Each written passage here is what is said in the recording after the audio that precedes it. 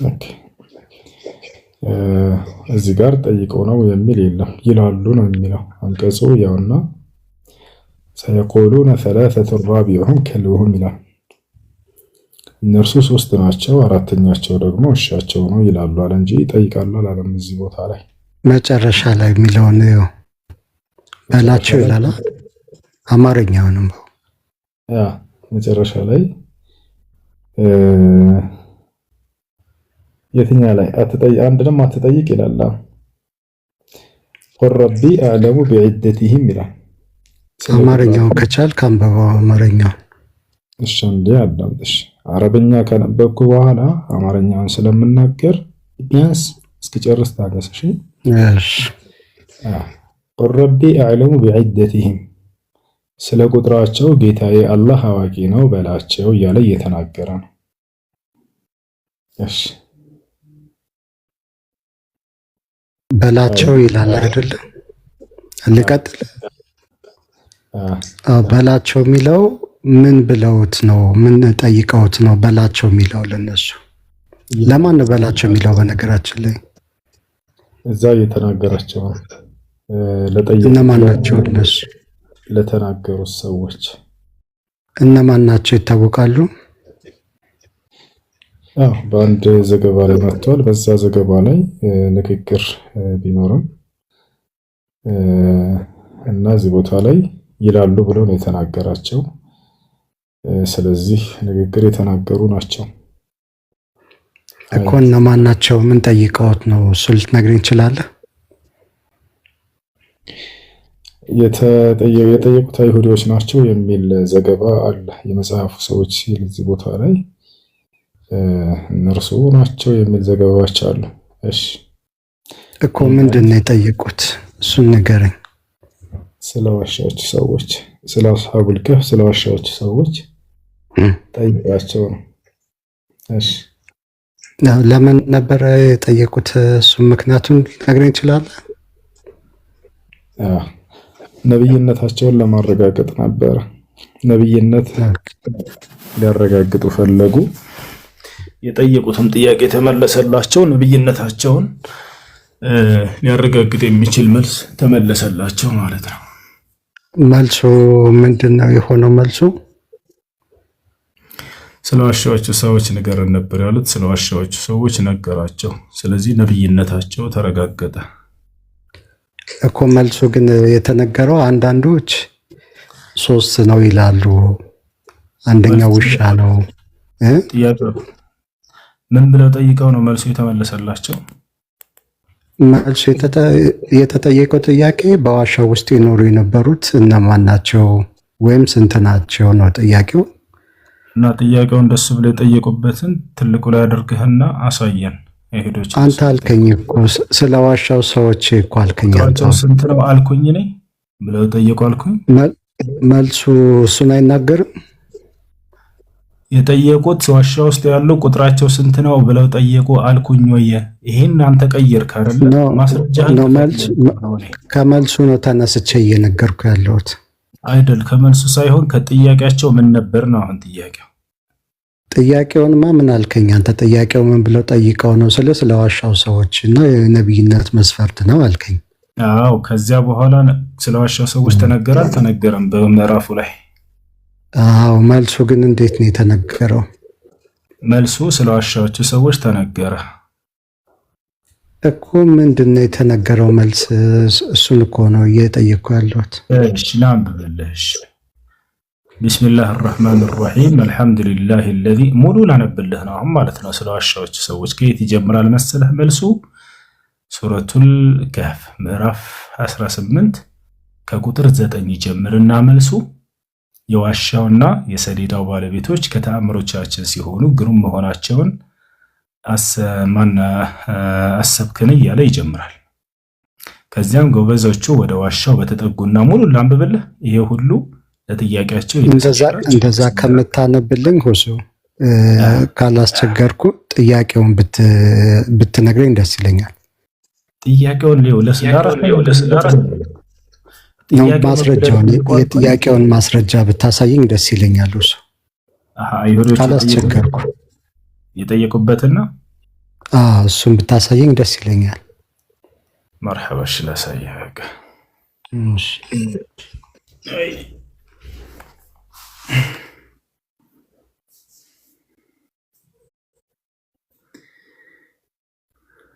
እሺ ቆይ ከፍቼ ላሳየህ።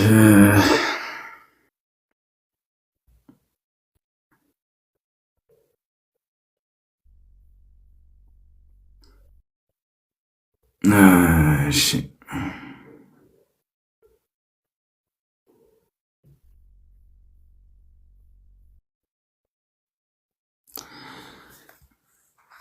ያው እነዚህ ጋር ቆይ ልክፈትልሽ።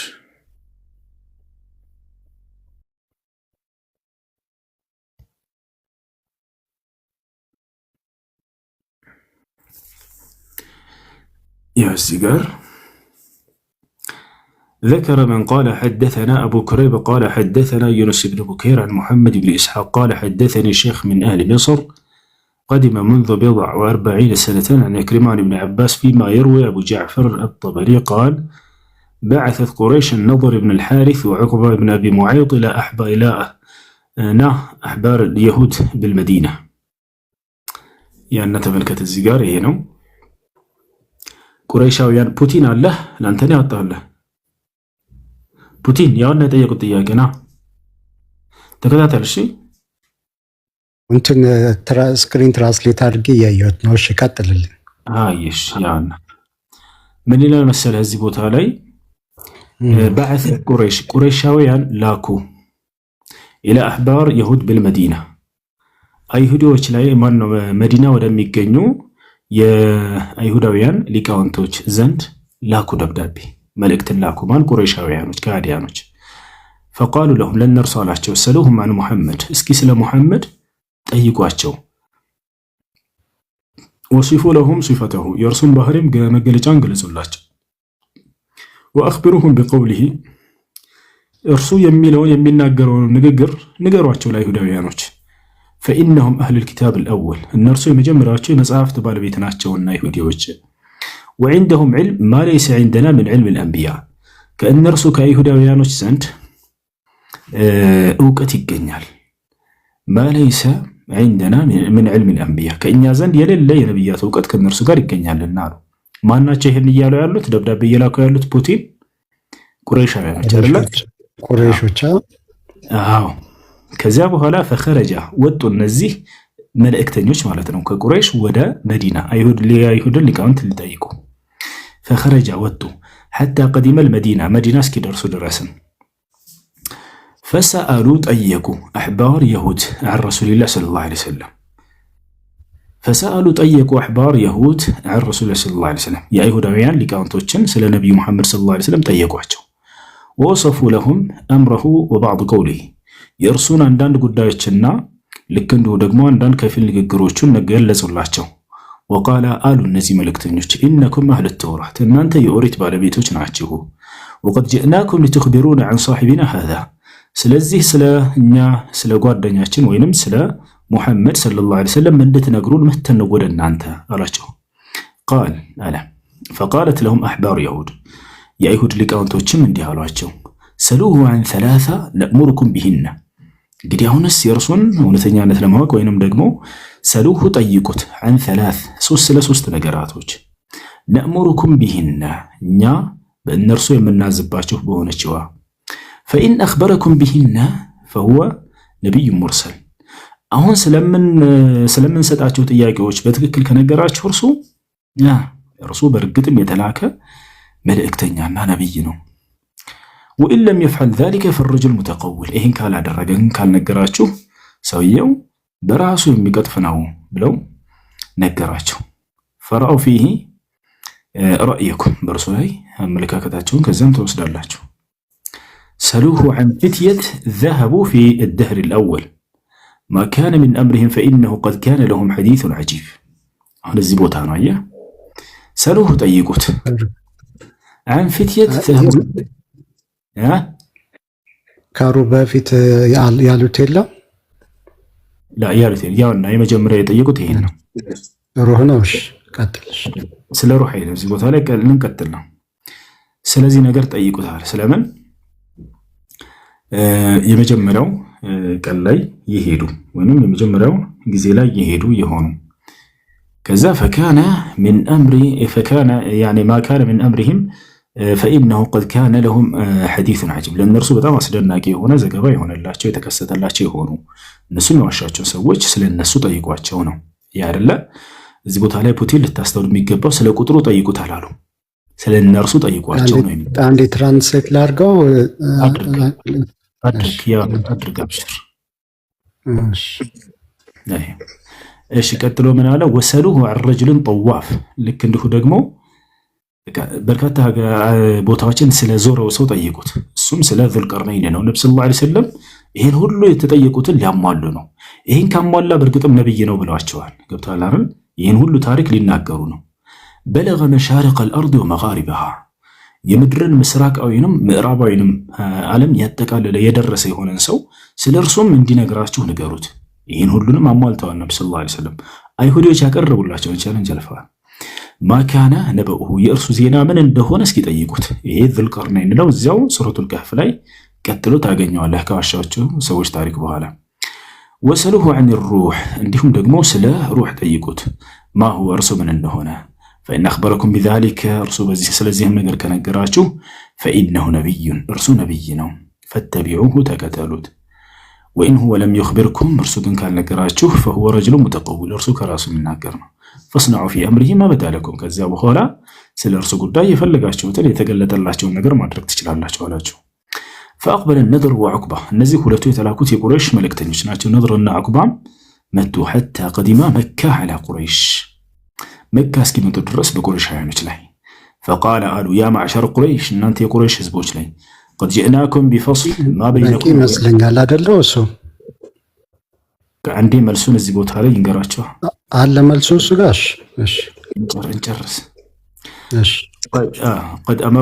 قد أمرنا أحبار يهود أن نسأله عن أمور فأخبروهم بها فجاءوا رسول الله صلى الله عليه وسلم فقال يا محمد أخبرنا فسألوه عما أمروهم به فقال لهم رسول الله صلى الله عليه وسلم أخبركم غدا بما سألتم عنه ولم يستثني فانصرفوا عنه فمكث رسول الله صلى الله عليه وسلم 15 ليلة لا يحدث الله إليه في ذلك وحيا ولا يأتيه جبرائيل عليه السلام حتى أرجف أهل مكة وقالوا وعدنا محمد غدا واليوم 15 قد أصبحنا فيها لا يخبرنا بشيء مما سألناه عنه وحتى أحزن رسول الله صلى الله عليه وسلم يعني مكث الوحي عنه وشق عليه ما يتكلم به أهل مكة ثم جاءه جبرائيل عليه السلام من الله عز وجل بسورة أصحاب الكهف فيها وعاتبته إياه على حزنه عليهم وخبره يعني ما سألوه عنه من أمر الفتية والرجل والطواف وقول الله عز وجل ويسألونك عن الروح قل الروح من أمر ربي فبلغني أن رسول الله صلى الله عليه وسلم افتتح السورة فقال الحمد لله الذي أنزل على عبده الكتاب يعني محمد إنك رسولي في تحقيق ما سألوه عنه من نبوءته ولم يجعل الله له يعني عوجا قيما أي معتدلا لا اختلاف فيه ይህን ይመስላል። እሺ አሁን የተጠየቀው ጥያቄ 3 ጥያቄ ነው። በዋሻ ውስጥ ስለኖሩ ሰዎችና ስለ ሩህ ከዛ ስለ ዙልቀርነይን ነው 3 ጥያቄ ነው የተጠየቀው። አሁን ስለ ዋሻው የተጠየቀው ስለ ዋሻ ስለነበሩ ሰዎች የሱራ 18 ላይ ያለው ሐሳብ ነው ያለውና 22 ላይ ያለው ሐሳብ ግን ትክክለኛ መልስ ነው ቀጥተኛ መልስ ነው ብለህ ታምናለህ? የትኛው? ሱራ 18 22 ላይ ያለው መልስ እኮ ምንድን ነው? እሱ ስለ ቁጥራቸው ማለት ነው። ስለ ቁጥር የተነገረው እዛ ላይ አልጠየቁም እኮ እዛ ላይ ይላል ነው እዛ ጋር የተጠቀሰው ቁጥር ነው የምልህ። እሱ ላይ ያልገባህ ምኑ ነው? እሺ አንበባው አንዴ ላሳይህ ከቻልክ ክፈተው። ልክ እንደው ደስ ይለኛል። ቅድም አነበብ ነው ድጋሚ አንብቦ አትበል። ከቻልክ ነው ችግር ጥያቄህን ጠይቅ ስለምናውቀው እያልኩህ ነው ፑቴ። እሺ የተጠቀሰውን ቁጥር ልንገርህ እኔ በቃሌ ቅድም ስላልኩት አንዳንዶች 3 ነው ይላሉ፣ አራተኛው ውሻ ነው። ይሄ መልስ የማን መልስ ነው? እንዲህ ብሎ የሚመልሰው ወሱ የትኛው? ይህን የሚናገረው አካል ማን ነው? የትኛውን የተናገረው? ይሄ አሁን እኔ እየተናገርኩ ያለሁትን የሚናገረው ማን ነው? ይላሉ አለና ያሉትን አስቀምጥ። አላህ Subhanahu Wa Ta'ala አላህ ነው የሚናገረው። እሺ አላህ አንዳንዶች 3 ነው ይላሉ፣ አራተኛው ውሻ ነው። አንዳንዶች 4 ይላሉ፣ አምስተኛው ውሻ ነው እያለ ቁጥሩን ይቀጥልና ከዛ በኋላ ምንድነው የሚለው? አላህ መልሱን ያውቃል በላቸው ይልና አንዳንዶች ሰዎችም ያውቃሉ ይላል። በደንብ ብትከፍትልኝ እኔ በጣም ደስ ይለኛል። ሁሱ በጣም ይቅርታ አድርገን እናውቀዋለን። ሐሳብህን አስቀምጥ ፑቲ እኮ በደንብ እኮ ቃል በቃል እንዲሆን ብዬ ነው እንዳላበላሽ። ጥያቄህን ጨርስና ከዛ እኔ ልመልስልህ። አብሽር ይዘህ የመጣህን ጥያቄ ታውቃለህ አይደል? ጠይቅና እመልስልሃለሁ። እሺ እዛ ጋር ምን ይላል? አላህ ብቻ አዋቂ ነው ይልና እኔ እኮ ቃል በቃል እንትን ከዛ ሰዎችም ያውቃሉ አንዳንድ ሰዎችም ያውቃሉ ይላል እና እዛ ጋር አላህ ብቻ አዋቂ ነው ብሎ እንደገና ሰዎችም ያውቃሉ ይላል። እንደገና አንዳንዶች እንዲህ ይላሉ፣ አንዳንዶች እንደዚህ ይላሉም ደግሞ ይላል ነው የኔ ሐሳብ። ከዛ ቀጥሎ ደግሞ ስለ ሩህ ይናገራል።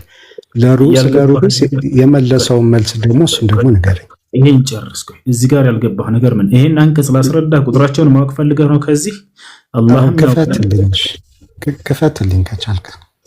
እሺ ከፈትኩልህ። ያ 22 ያው በሩቅ ወርዋሪዎች ሆነው በጥርጣሬ በቅንፍ የገባ ነው። በጥርጣሬ የሚለው 3 ናቸው፣ አራተኛው ውሻቸው ነው ይላሉ። 5 ናቸው፣ 6ኛው ውሻቸው ነው ይላሉ። 7 ናቸው፣ 8ኛውም ውሻቸው ነው ይላሉ። ጌታዬ ቁጥራቸውን አዋቂ ነው፣ ጥቂት ሰው እንጂ አያውቃቸውም በላቸው ይላል። አሁን እዚህ ጌታዬ ቁጥራቸውን አዋቂ ነው ካለ በኋላ እንደገና ምን ይላል? ጥቂት ሰው እንጂ አያውቃቸውም ደግሞ ይላል። ሁለት ነገር ነው የሚናገረው። ከዛ በእነሱ ቆይ ላስረዳችን ልጨርስና አንድ ላይ ትመልሰዋለህ። አሁን የጣልከውን ቃል የተሳሳትከውን እያስረዳህ እንደሄድ አላህ የማውቀዋለሁኝ አለ፣ ከሰዎችም ጥቂቶች ያውቁታል አለ። ምንድነው ሁለት አይነት ንግግሩ? ከኔ ውጭ ሌላ ማንም አያውቀውም ብሎ ቢሆን ኖሮ አዎ ሌሎች ያውቀዋል ቢል ከዚያ በኋላ እሱ ጥያቄ ይፈጠራል። እሱ ላይ ጥያቄ መጠየቅ ትችል ነበር። ግን እኔ ያውቀዋለሁኝ አለ፣ ሰዎችም ከሰዎችም ጥቂቶች ያውቁታል አለ። የትኛው ሁለት ነገር አይደለም። ገብቶሃል አይደል? ከእኔ በስተቀር ሌላ ማንም አያውቀውም ቢል ኖሮ አሁን ከዚያ በኋላ እንደገና ሌሎች ያውቁታል ካለ እሱ ሌላ ጥያቄ ነው። ነገር ግን እንደዛ አላለም። አላህ ምን አለ? ቁል ረቢ አዕለሙ ቢዒደቲሂም፣ ጌታዬ ቁጥራቸውን አዋቂ ነው ካለ በኋላ ደግሞ ከሰዎችም ደግሞ ጥቂቶች እንደሚያውቁ ገለጸ። ጥቂት ሰው እንጂ ደግሞ ያውቃቸውም በላቸው አለ። ስለዚህ ጌታ አላህ ያውቃቸዋል ሙሉ በሙሉ፣ ከሰዎች ደግሞ ሁሉም አያውቃቸውም ነው። ጥቂቶች ደግሞ ያውቁታል አለ። እሺ ቀጥል። አሁን እዚህ ጋር ማለት ነው ለእንትኖች የተመለሰላቸው መልስ እኔ አላቅም አላህ ነው የሚያውቀው የሚል መልስ ነው አይደል የተሰጣቸው ለቁረይሾች ስለ ቁጥራቸው አይደለም። ምክንያቱም ቁጥር ተነስቷል እዚህ ላይ። እኔ አላውቅም የሚለውን አሳየን እዚህ ጋር። ይኸው ጌታዬ አዋቂ ነው ይላል። ጌታዬ ቁጥራቸውን አዋቂ ነው አለ። አሁን ስለ ጌታ አይደለም እኔ አላውቅም ያሉበትን አሳየን። ጌታዬ ቁጥራቸውን አዋቂ ነው ብሏል አይደል? ስለ ጌታ አልጠየቅኩም። እኔ አላውቅም ያሉበትን አውድ አሳየን። ጌታዬ ቁጥራቸውን አዋቂ ነው ማለት እንደገና ደግሞ ጥቂት ሰዎችም ያውቃሉ አለ። ይኸውልህ እዚህ ጋር አዋቂ ተደርገው የተነገሩትን ላሳይህ ሁሱ። ወይ ፑቲን አሁን ላሳይህ አትበል እንደገና። እኔ አላውቅም ያሉበትን አሳየኝ ነው ያልኩት ነው እኮ። እሱን ነው ማሳይህ ሁሱ አንዴ። የቱ ጋር ነው እኔ አላውቅም ያሉት? በእጄ ልንካ ቃል በቃል እሱን አይደለም የምነግርህ። ቆይ አንዴ ሁሱ አንዴ ስማኝ። የታድርግ ትፈላስፋለህ እንዴ? አይናችን እያየ እዚሁ እኔ አላውቅም ብለው ነው የመለሱት አለ። የቱ ጋር ነው እኔ አላውቅም ያሉት? እሺ አይደለ? እኔ አላውቅም አላሉ ነብዩ ሰለላሁ ዐለይሂ ወሰለም። አላህ እንደሚያውቅ ተናገረና ጥቂቶች ደግሞ እንደሚያውቁት አስቀመጠ። ይወጣል አይደል? አትፈላሰፍ። ሁሌ ራስህን መቼም ታሳድግ አንተ ሰውዬ። አሁን አንሳና በስነ ስርዓት ጠይቅ፣ ጥያቄዎችን አስረዳለሁ። ችግር የለም። ይሄን አንቀጽ በደንብ አስረዳ። የሚያውቁት ስንት እንደሆኑ ሁላ አውጥቼ ከዚሁ አሳያለሁ ቁጥራቸውን። የሚገርመው ማለት ነው። ከዛ ጥቂቶቹ ከተባሉት መካከል ለምሳሌ ማን ማን ናቸው የሚለውን ከፈለክ እሱንም እነግርሃለሁ። ቀጥልሽ። እሺ ልናገርሽ። እዚህ ጋር አዋቂ ተደርገው የተነገሩትን ልናገር።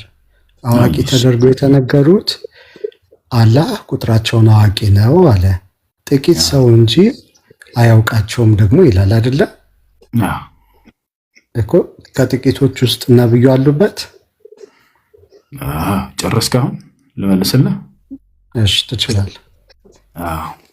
ከጥቂቶቹ ነብዩ ሰለላሁ ዐለይሂ ወሰለም ብቻ ሳይሆን እኔ ያለሁበት፣ ረመዳን አለበት፣ ያህያ አለበት። በጣም የሚገርመው አሁን ላሳየህ። እሺ እንዴት እንዳወቅ ነው እኛ እዚሁ አውዱ ላይ አንብበን ቁጥራቸው ስንት እንደሆነ። እሺ በደንብ ተከታተሉ። የዋሻዎቹ ሰዎች ስንት እንደሆኑ የትም ሳትሄዱ እዚህ እናውቀዋለን።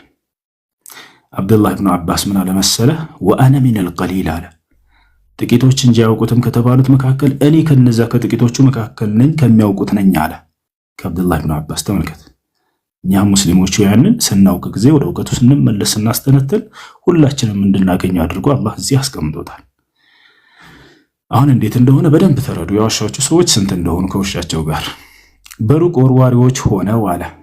የሩቅ ወርዋሪ ሆኖ ማለት ግምታዊ ንግግር ተናጋሪ ሆነው እየተናገሩ ማለት ነው። በሩቅ ወርዋሪ ሆነው ወይንም በጥርጣሬ 3 ናቸው፣ 4ተኛቸው ውሻቸው ነው ይላሉ አለ። ተመልከቱ፣ ልብ በሉ። ይሄን ግምታዊ ንግግራቸው እንደሆነ አላህ ተናገረ። ቀጥሎ ምን አለ? 5 ናቸው፣ 6ተኛቸው ውሻቸው ነው ይላሉ አለ። 7 ናቸው፣ 8ተኛቸው ውሻቸው ነው ይላሉም አለ። ተመልከቱ፣ አያችሁ አይደል? እዚህ ቦታ ላይ በደንብ ካስተዋላችሁ ምን ይላል? ሰየቁሉነ 3 ራቢዑሁም ከልብሁም ወየቁሉነ 5 ሳዲሱሁም ከልብሁም ረጅመን ቢልገይብ። እነዚህ ሁለቱን እስከዚህ ድረስ ምን ብሎ ገለጻቸው? ረጅመን ቢልገይብ አላቸው። ይታያችኋል? የሩቅ ወርዋሪዎች ወይንም ተጠራጣሪዎች ብሎ ገለጻቸው። እስከ ስንት ያሉትን? እስከዚህ ድረስ አውድ ያሉትን ተመልከቱ። ከዚህ በኋላ ያለውንስ ወየቁሉነ 7 ወሳሚኑሁም ከልብሁም አለ። አያችሁ አይደለ? ይሄን ግን ጥርጣሬ ብሎታል አላለውም? ልጆች ጥርጣሬ ያለው እስከ ድረስ ነው። እስከዚህ ድረስ የጠቀሱትን ነው። ረጅመን ቢልገይብ ብሎ ዘጋውና ምን አለ? ከዚህ በኋላ ግን ያለውን ወየቁሉነ 7 ወሳሚኑሁም ካለ በኋላ ጥርጣሬ ነው ብሎታል? ላ አላለውም። ስለዚህ ስንት ናቸው ማለት ነው? ልጆች ኮሜንት ላይ ጻፉ። ይቅርታ እሱ እንዲገባን በአማርኛው ታሳየኛለህ? ይቅርታ አሁን እዚህ ጋር ስለማይገባ አንድ ሚዩት አድርግ። ወደ አንተ እመጣለሁ፣ ወደ አማርኛው እንመጣልሃለን። እሺ እዚህ ቦታ ላይ በጥርጣሬ ብሎ የገለጻቸው እስከ ድረስ ነው። እስከዚህ ድረስ በጥርጣሬ የተባሉት ስንትና ስንት ናቸው? 3 ናቸው። ከዚያ በኋላ ውሻቸውም 4ተኛው ነው ያሉት ጥርጣሬ ያደረገው አላህ። 5 ናቸው፣ 6ተኛቸው ውሻቸው ነው ያለው ጥርጣሬ ያደረገው። ነገር ግን ይሄኛውን ሲናገር 7 ናቸው፣ 8ተኛቸው ደግሞ ውሻቸው ነው የሚለውን ጥርጣሬ ነው ብሎ አልገለጸውም። ተመልከቱ፣ እነዚህ በጥርጣሬያቸው ላይ የተመረኮዙ ናቸው። ይሄ ከጥርጣሬ የተመረኮዘ ቢሆን ኑሮ 3ተኛው አብሮ 3ቱን ማጠቃሉ ሁሉም በጥርጣሬ ላይ የተመረኮዘ ነው ብሎ ያስቀምጠው ነበር። ነገር ግን ጥርጣሬ ብሎ የገለጻቸው ሁለቱን ገለጻዎች ናቸው። ስለዚህ ዋሻዎቹ ሰዎች ስንት ናቸው ማለት ነው? ማን ነው የሚመልስ? አሁን አግኝተዋል አይደለ? ይህያ ረመዳን ሚዩት አንሱ። ከጥቂቶቹ ናቸው አይደላችሁም? ይህያ ስለዚህ የዋሻዎቹ ሰዎች ስንት ናቸው? ሰዎቻቸው ጋር 7 ናቸው፣ ከውሻቸው ጋር 8ኛ ማለት ነው። አያችሁ አይደለ? አሁን እኛ እዚህ ገስት ላይ ያለ ነው እንዳለ እየተከታተሉ ያሉት ሁላቸውም ከጥቂቶቹ ከተባሉት ምን ማለት ነው? ማን ነው ፑቲን ገባ? አያህ አላህ Subhanahu Ta'ala እዚህ ቦታ ላይ ወደ አማርኛውም ስንመጣ በሩቅ ወርዋሪዎች ሆነው በጥርጣሬ አለ። የትኞቹን? 3 ናቸው፣ 4ተኛቸው ውሻቸው ነው ይላሉ የሚለውን 1፣ 5 ናቸው፣ 6ተኛቸው ውሻቸው ነው ይላሉ አለ። እነዚህን የሩቅ ጥርጣሬ ያደረጋቸው። ከዚያ እንደገና አላህ Subhanahu Ta'ala ምን ያደረገ? 7 ናቸው አለና 8ኛውም ውሻቸው ነው። እችን በቅንፍ አስቀመጣት። እንዳውም እዚህ ጋር ታያችኋል። እንደአጠቃላይ ይህ አላህ ሱብሓነሁ ወተዓላ ሶስተኛውን በጥርጣሬ አላስቀምጠውም። የላይኛው ግን ጥርጣሬያቸውና ግምታቸው ነው ብሎ አላህ ሱብሓነሁ ወተዓላ አስቀምጦታል። ስለዚህ ይህን አላህ ሱብሓነሁ ወተዓላ በደንብ አድርጎ ቁጥራቸውን አስቀምጦታል፣ እዚህ ቦታ ላይ ገልጾታል ማለት ነው። አብዱላህ ብኑ አባስ ምን እያለ ይናገራል? እኔ ከነዛ ከጥቂቶቹ መካከል ነኝ እያለ ይህን ያስቀምጣል ማለት ነው። አይ እሺ ተናገር። አዎ ተናገር። እሺ 7 ናቸው፣ 8ኛውም ውሻቸው ነው ይላሉ ይላል እኮ። አዎ እሱም ግን ጥርጣሬ ነው። ምንድነው ልዩነቱ? ከላይ የሚላሉም ነው የሚለው፣ ይሄኛው የሚላሉም ነው የሚለው። ልዩነቱ ምን መሰለህ? ከላይ ያሉትን ጥርጣሬዎች ናቸው ብሎ አላህ ገለጻቸው። የሩቅ ውርወራ ብሎ ገለጻቸው። የሩቅ ውርወራ እኮ ሁሉንም ከላይ አካቶ ነው የተናገረው። ከመጀመሪያ አይደለም አላካትተው። የሩቅ ውርወራ ያለው ላሳየህ። አማርኛው ላይ ሲተረጎም እዚህ ቦታ ላይ ይሄኛውን እችን የሩቅ ውርወራ የምትል አረበኛው ቃል እዚች ጋር ያለችው ነች። ገብቶሃል አይደለ? መካከል ላይ ያለችው አማርኛው ትክክል አይደለም። እሱ ትክክል ነው። አንተ አረበኛ ስለማትችል ከሆነ አማርኛው ጋር ልናወራው እንችላለን። ልጨርስልህ እንጂ ልጨርስልህ። ይሄንን ሲተረጎም ጊዜ ምን አደረገ መሰለህ? ያውና እችን የሩቅ ውርወራ የምትለው መካከል ላይ ያለችዋን ከመጀመሪያ አስቀምጦልህ ነው። አንተ ከመጀመሪያ ስላስቀመጠው ሶስቱንም አጠቃሎታል ልትል ነው አይደለም? አየህ አይደለ? እዚህ ቦታ ላይ ሁለቱን ክፍሎች አስቀምጠና የሩቅ ውርወራ ናቸው ብሎ አስቀምጦታል። ከዚያ በኋላ እንደገና አንዷን ነጥሎ ደግሞ እቺን የሩቅ ውርወራ ብሎ አልገለጻትም። እዚህ ጋር ይገኛል። ይሄ ነው አማርኛውን። እኔ አንብቤ ሶስቱም ግምት ነው ብል እኔ ስህተተኛ ነኝ? አዎ ስህተተኛ ነህ። አማርኛውን አንብቤው አይደል? ያንተ አይምሮ ነው ስህተተኛው እንጂ አማርኛው ላይ አይደለም። አማርኛው እንለፈው። ስለ ሩህ የተመለሰውን ንገረኝ። እሺ ስለ ሩህ የትኛው?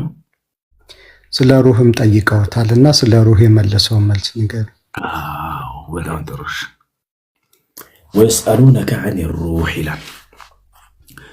ቁል ሩሑ ሚን አምሪ ረቢ ወማ ኡቲቱም ሚነል ዒልሚ ኢላ ቀሊላ። አለም እዚያ ላይ ወይስአሉነከ ዐኒ ሩህ፣ ሙሐመድ ሆይ ስለ ሩህ ይጠይቁሃል። ቁል ሩሑ ሚን አምሪ ረቢ፣ ሩህ ከጌታዬ ነገር ነው በላቸው። ወማ ኡቲቱም ሚነል ዒልሚ ኢላ ቀሊላ፣ ከእውቀትም ጥቂትን እንጂ አልተሰጣችሁም እያለ ይናገራል። እሺ በሱ ላይ ጥያቄ ምንድነው? ስለ ሩህ በጠየቁ ጊዜ ስለ ሩህ እውቀቱ አልተሰጣችሁም የሚለው አንድ እንትኑን ታወጣልኛለህ? ነው ቃል እንዳላበላሽባችሁ። አብሽር አወጣልሃለሁ። ያውና ሱረቱል ኢስራ ላይ ይገኛል። አወጣልህ።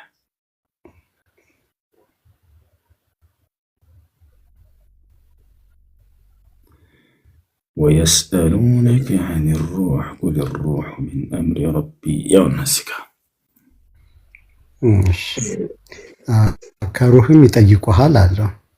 ከዛ ሩህ ከጌታዬ ዘንድ ነው ከእውቀትም ጥቂትን እንጂ አልተሰጣችሁም በላቸው ይላል። አሁን እዚህ ጋር ለቁረይሾች መልስ ነው። ይሄ ይሆናል? አሁን መልስ ይሆናል እንጂ እንዴት መልስ ይሆናል? እነሱ እኮ የጠየቁት ሩህ ምንድነው ነው። እሱ የመለሰው ደግሞ መልስ ምንድነው? እውቀቱ አልተሰጠም። ስለዚህ አልተሰጣቸውም እንጂ ታውቆይ ፑቲን አይነ ባይን እዚህ እንትን ለማለት አትሞክረ። እውቀቱ አልተሰጠም ሳይሆን ቆይ አንዴ እውቀቱ አልተሰጠም ማለት ነው ሳይሆን አልተሰጣችሁም ነው ለእነርሱ እንጂ እውቀቱ የለም አልተሰጠም ማለት አይደለም። አይ አሁን ስለ ሩህ ለምሳሌ እኔ አንተን ሩህ ምንድነው ብዬ ብጠይቀ ማለት ነው። ከዛ መልስ ሰጣለሁ ስለ ሩህ ካልከኝ፣ ከዛ ስለ ሩህ ልትነግረኝ ይገባል እንጂ አይ ስለ ሩህ ምንም እውቀቱ አልተሰጣችሁም ብለህ ብትለኝ ለኔ መልስ ይሆናል። አሁን ላስረዳሽ። ምን ሩህ የተባለው እዚህ ጋር ገብተዋል አንተ ምን እንደሆነ መጀመር። ሩህን ስለ ነፍስ ነው አይደል? አይደለም እሱ ጋር ነው አየሽው። መንፈስ ወይም ነፍስ ነው አይደል? አይዋ መንፈስ ይባላል። ነገር ግን መንፈስ ሲባል ጊዜ ስንት መንፈሶች አሉ? ስንት መንፈስ አለ በቁርአን? የመንፈስ ግንዛቤው ምን ያክል ለስንት ይከፈላል? እዚህ ላይ ነው እኔ ትኩረት እንድታደርግልኝ የፈለኩት። አደርጋለሁ፣ አብሽር አደርጋለሁ። እኛ አብሽር። ስለዚህ ከዛ በኋላ ታብራራዋለህ፣ ችግር የለውም። ያው እዚሁ ላይ ነው። ሩህ ማለት ምን ማለት ነው ታውቃለህ? እኔ ትኩረት እንድታደርግልኝ የፈለኩት ለእነሱ መልስ ተመልሷል የሚለው ላይ ነው። ሩህ ማለት ታውቃለህ ወይ? አዎ ለሱ ነው ወደሱ ነው እየሄድኩኝ ያለሁት። ሩህ ሲባል እዚህ ቦታ ላይ ምን ለማለት እንደተፈለገ ታውቃለህ አታውቅም? ላስረዳህ ካላወቅ ወይም እሟገታለሁ ካልክ ትጠይቃለህ። ሩህ ማለት ምን ማለት ነው? እሺ ለሁሱ እኔ እየጠየቅኩ ያለሁት ቅድም ምን ብለኛል መሰለህ? ቁረይሾች ለነብይነት መመዘኛ የሚሆን 3 ጥያቄዎችን ጠይቀው 3ቱንም ነብዩ መልሰዋል እና ነብይነታቸውን አረጋግጠዋል ብለኛል። አሁን እዛ ጋር በአረበኛው እንደዚህ ነው የሚለው አማርኛው እንደዚህ ስለሚል አንተን የተሳሳትከው ብለኝ አልፈነዋል። እሱ ይሄኛውን ደግሞ ስለ ሩህ እነሱ ጠይቀው የተመለሰላቸው መልስ ግን ስለ ሩህ የተብራራ መልስ አይደለም የተመለሰላቸው። ቆይ አንተ ነህ እንደሱ ያልከው? ፑቲን ጠይቅና አሳየኝ፣ መልሱ እንደተብራራ አሳየኝ እና ላሳየህ። መልሱ ምንድን መሰለህ? ወይስአሉነከ ዐኒ ሩህ፣ ስለ ሩህ ይጠይቁሃል አለ። ሩህ ምንድነው ስልህ ነፍስ ነው አልክ። ከነፍስ ውጭ ሌላ ታውቃለህ ወይ? ወፍ አታውቅም። አያርለ መንፈስ ነው ብዬ ትክክል ነው ብለኛል። እሱ እንዴ ትክክል ነው አላልኩም እኮ አሁንም እኮ ትክክል ነው። ግን እሱ ብቻ አይደለም ነው ያልኩህ ዘለቀ።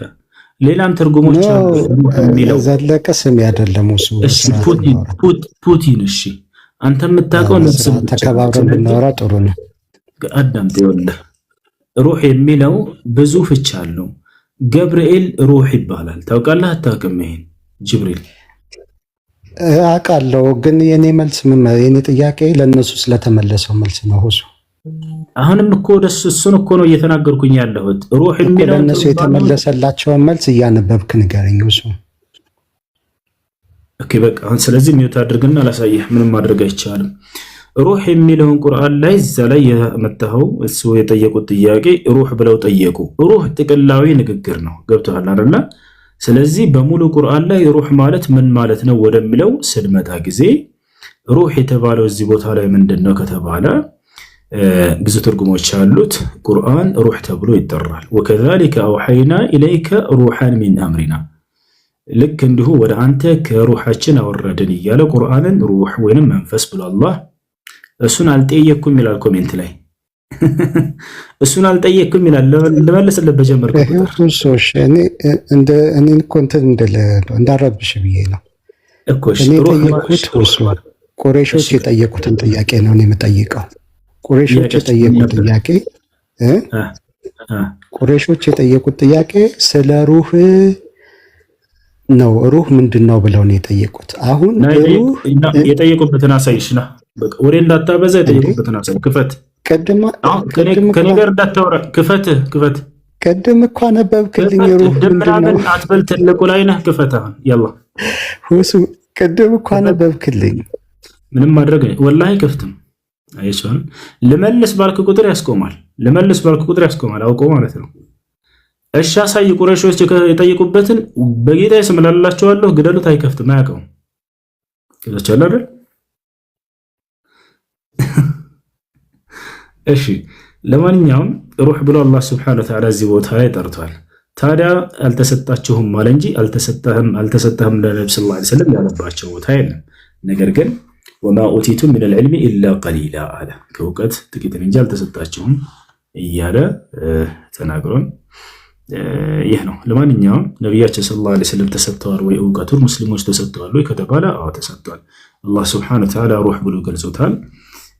ምን ይላል? ወከዛሊከ አውሐይና ኢለይከ ሩሐን ሚን አምሪና። ሩህ የተባለው ቁርአንም ሩህ ተብሏልና በእርሱ ይፈታል። እሺ ከላይ አማኑኤል ሰላም፣ እንዴት ነህ አማኑኤል?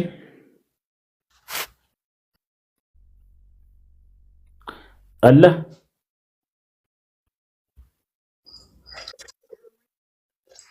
አለይሂ ሰላም ወራህመቱላህ። ጥያቄ ነበረኝ።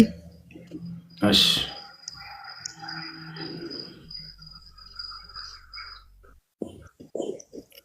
አንድ ወንድ 4 ሚስት እንዲያገባ ተፈቅዶለታልና የተፈቀደለትን ምክንያቶች በደንብ እንድታስረዳኝ ፈልጌ ነው። እሺ 4 ሚስት እንዲያገባ የተፈቀደበት ምክንያት ለምንድን ነው? አንደኛ ልናውቅ የሚገባ ነገር ከአንድ በላይ ማግባት ለዚህ ትውልድ ብቻ ሳይሆን ለቀደሙት ትውልዶች ለነቢያቶችና ለተከታዮቻቸው የተፈቀደ ነገር ነው። ማስረጃ አላህ ሱብሓነሁ ወተዓላ በቁርአን ላይ ሲናገር ወለቀድ አርሰልና ሩሱለን ሚን ቀብሊከ ወጀዐልና ለሁም አዝዋጀን ወዙርያ ይላል። ሙሐመድ ሆይ በእርግጥም ከአንተ በፊት መልእክተኞችን ልኬያለሁኝ ለእነርሱ ሚስቶችንና ልጆችንም አድርጌላቸው ነበር፣ መልካም ዘሮችን አድርጌላቸው ነበር እያለ አላህ ይናገራል። ስለዚህ ይህ አዲስ ነገር እንዳልሆነ ነው ለዚህ ትውልድ። ለቀደሙት ነቢያት ተደንግጎ የነበረ ነው። ነቢያቶች ከአንድ በላይ አግብተዋል። ሁለተኛው ዓላማው ታዲያ ምንድን ነው ከተባለ በኢስላም ከአንድ በላይ ማግባት ከአንድ ጀምሮ ማግባት የተደነገገው መልካም ዘርን አፍርታቸው እንድትሄዱ ዘንድ ነው። ኢብራሂም ለምሳሌ ሳራንና ሀጀርን በማግባቱ ሁለት ታላላቅ መልካም ልጆችንና መልካም ነቢያቶችን ወለደ። ከሳራ ኢስሐቅን ወለደ፣ ከሀጀር ደግሞ ኢስማኤልን ወለደ። ስለዚህ ነቢያቶችና ተከታዮቻቸው ከአንድ በላይ እንዲያገቡ የተደነገገው መልካም ዘሮችን አፍርተው የሄዱ ዘንድ ከሚለው አንጻር እንጂ ስሜትን መሰረት በማድረግ አይደለም። ይህን ይመስላል። እሺ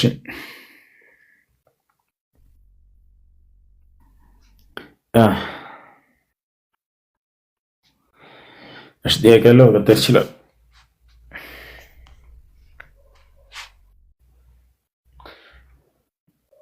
ይሰማቸዋል? እሺ ሽኩራን፣ አመሰግናለሁ። ሁሱን አንድ ጥያቄ ጨምርና ልውረድ። እሺ ጥያቄ ምንድነው? ዱንያ ላይ በላጩ ከሱብሂ በፊት የሚሰገድ ሰላት ከአዛን እስከ ኢቃም ባለው ነው ወይስ? ያ ከአዛን እስከ ኢቃም ነው። ነብዩ ሰለላሁ ዐለይሂ ወሰለም ረካዓተይ አልፈጅር ኸይሩ ሚነ ዱንያ ወማ ፊሃ ነው። በፊት የምትሰገደው ሁለት ረካዓ ሱና ሶላት ከዚች ዓለምና በውስጧ ከሚገኙ ጸጋ ሁሉ ትበልጣለች ብሎ ተናገረ።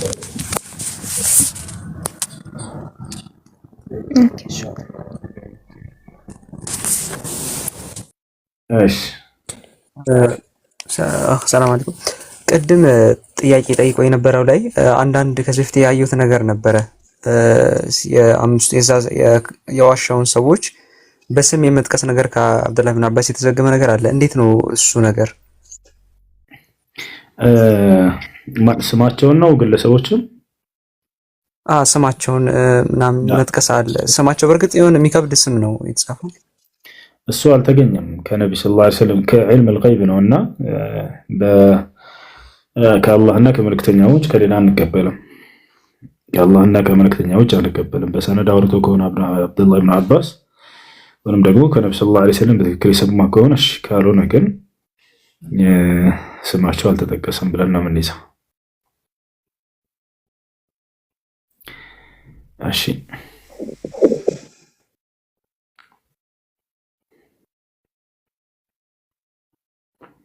አሽቀጥሉ ልጆች።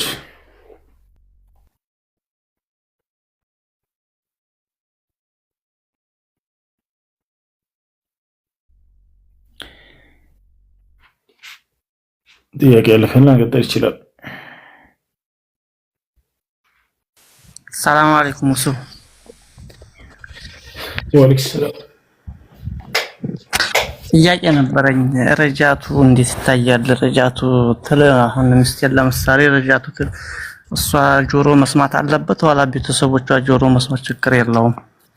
እንዳስሉ እንደ መሰረቱ ለእርሷ መናገር አለበት። አንተ ረጃቱ ያልካት ሳይመስላት ሌላ ሰው ታጋውስ።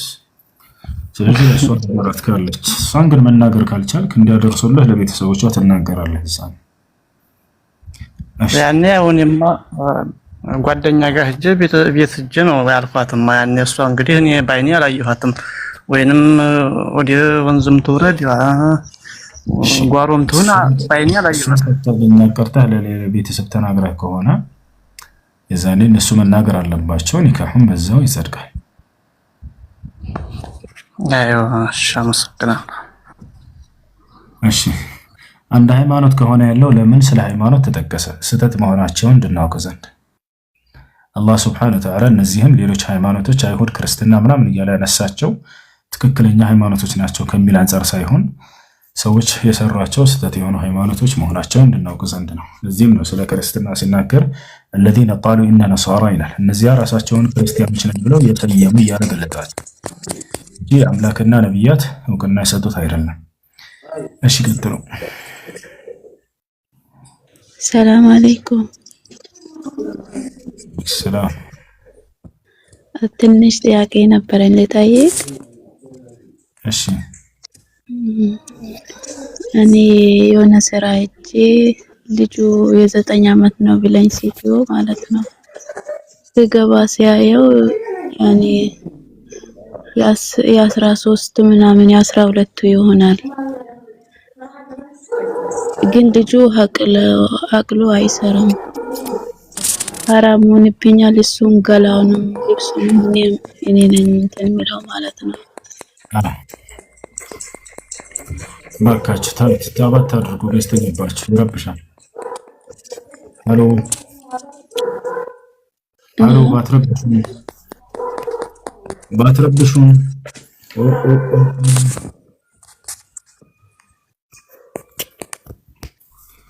እሺ አዎ እህት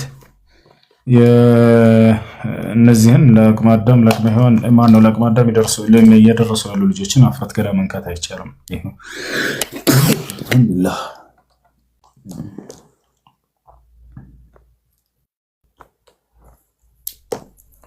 ሐራም ነው ማለት ነው። እሺ እንደዛ ከዛፈር يهديكم الله ويصلح بالكم። እሺ ሚት አድርጉ ልጆች። ፑቲን አላህና መልእክተኛውን ላይፍ ከፍቶ የሚሳደብ ሰው ነው።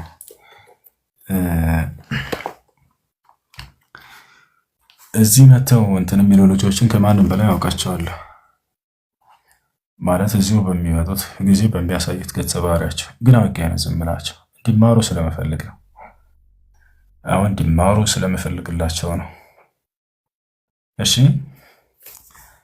ክፉ ነው ብላችሁ ሰዎችን እንትናት ብላችሁ አታርቋቸው። ወላሂ ላዚም እውቀትን እያወቁ ይሄዳሉ። አንድ ቀን አይታወቅም፣ አላህ ልባቸውን ለቀኑ እንትን ሊመራላቸው ይችላል። ክፉ አታድርጓቸው። ይባስ ረጋ ብላችሁ ተቀበሏቸው። እንዳልተቀበሉ ሊያስመስሉ ይችላሉ እየተመለሰላቸው፣ ግን ውስጣቸው ያውቃል እንደተቀበሉ። ታላቅ ምሳሌ ፈርዖንን ውሰዱ። አላህ በቁርአን ላይ ወጃሐዱ ቢሃ ወስተይቀነታ አንፉሱሁም አለ።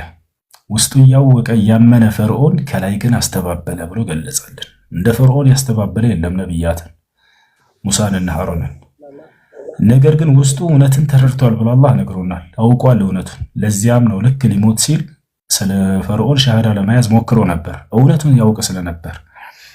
ከላይ ግን ለህዝቡ ምንም እንዳልተረዳና እንዳልተቀበለ የነ ሙሳን ማስረጃዎች እንዳላመናቸው ሲያስመስል ነበር። ውስጡ ግን በደንብ አውቋል። ሁሉን እውነት ተረድቷል። ሁሉን ይሰማ ነበርና ከሙሳና ከሃሩን ወታቻ ሰዎች ተሳዳቢ ሆኑ ብላችሁ እናንተ እነሱ ወደ ወረዱበት እንዳትወርዱ አታግልሏቸው። ነገር ግን በጸባይና በጥሩ አመላለስ አቅርቧቸው። አንድ ቀን ያንን እውነት ሊማረኩለት ይችላሉ ብላችሁም ተስፋ አድርጉላቸው። ይሄ እውነት ለእነርሱም ነው መጋበዝ ያለባችሁ። ጥያቄ ያለ ይቀጥል። ሰላም አለይኩም። ሉጣ እኔ ትንሽ ሆነ ይሰራለችብኝ። አፎን አኺ ኡስታዝ ነው። እሺ መርሐባ። እሺ ልቀጥል ወይ ትጠይቀዋለህ? ጥያቄ ነበረኝ። እኔ ዴሊቨሪ ስራ ነው የምሰራው እዚህ። አንዳንዴ ካሽ ዴሊቨሪ የሚባል ነገር አለ። እቃውን አደርሰን ከዛ በኋላ ብር የምንቀበለው ማለት ነው። አሁን ለምሳሌ አንድ እቃ ስናደርሰው 95.5 ሊሆን ይችላል። እነሱ ደግሞ ቲፕ ይሁን ብሎ አይሰጡንም። ዝም ብሎ ሲሰጡን መልስ ላይኖርን ይችላልና ይዘን እንሄዳለን። ይሄ ነገር ሀቅ ይሆናል? አሳውቋቸው። እንዴት ነው የምታየው? ማሳወቅ አለባችሁ ለባለቤቱ። ትርፍ አለ ከኔ ጋር ብላችሁ ንገሩ። ውሰድ ካለ ትወስዳላችሁ፣ ካልሆነ ትመለሳላችሁ። ምን መሰለህ፣ አሁን ለምሳሌ እነሱ ራሳቸው አይመጡም፣ ለሰው ስለምልኩ ማለት ነው። እነሱ እንደ ቲፕ አስቦ ነው የሚሰጡት አንዳንዴ ማለት ነው። አይጠብቁም፣ መልስ አይጠብቁም።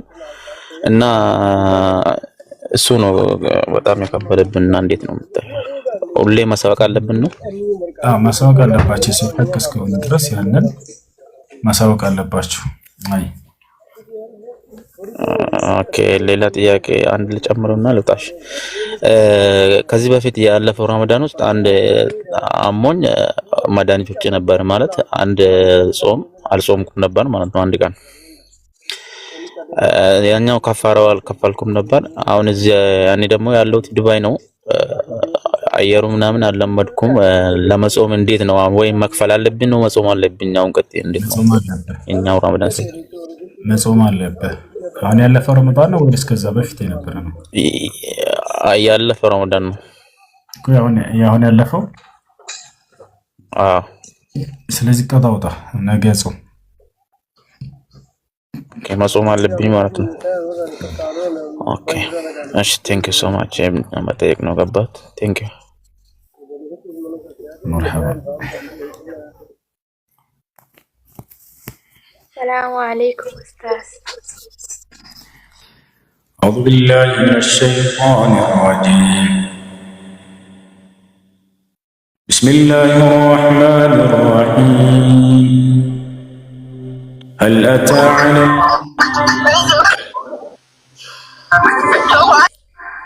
أتى على الإنسان حين من الدهر لم يكن شيئا مذكورا. إنا خلقنا الإنسان من نطفة أمشاج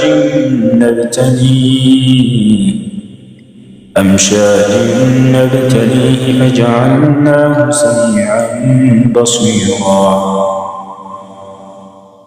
إنا هديناه السبيل إما شاكرا وإما كفورا.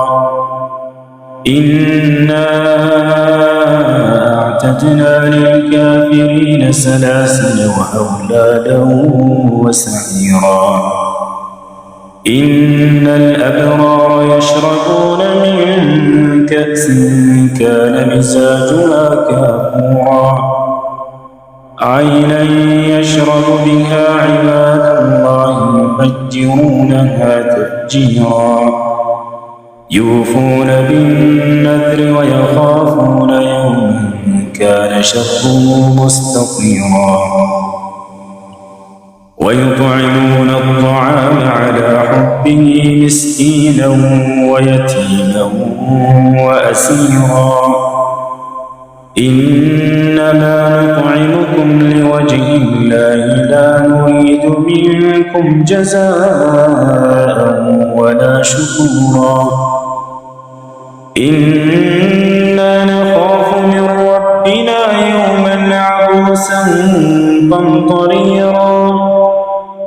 فوقاهم الله شر ذلك اليوم ولقاهم نضرة وسرورا. وجزاهم بما صبروا جنة وحريرا. متكئين فيها على الأرائك لا يرون فيها شمسا ولا زمهريرا. ودانية عليهم ظلالها وذللت قطوفها تذليلا. ويطاف عليهم بآنية من فضة وأكواب كانت قوارير من فضة قدروها تقديرا. ويسقون فيها كأسا كان مزاجها زنجبيلا. عينا فيها تسمى سلسبيلا. ويطوف عليهم ولدان مخلدون إذا رأيتهم حسبتهم لؤلؤا منثورا. وإذا رأيت ثم رأيت نعيما وملكا كبيرا. عاليهم ثياب سندس خضر واستبرق وحلوا أساور من فضة وسقاهم ربهم شرابا طهورا إن هذا كان لكم جزاء وكان سعيكم مشكورا إنا نحن نزلنا عليك القرآن تنزيلا فاصبر لحكم ربك ولا تطع منهم آثما أو كفورا واذكر اسم ربك بكرة وأصيلا ومن الليل فاسجد له وسبحه ليلا طويلا إن هؤلاء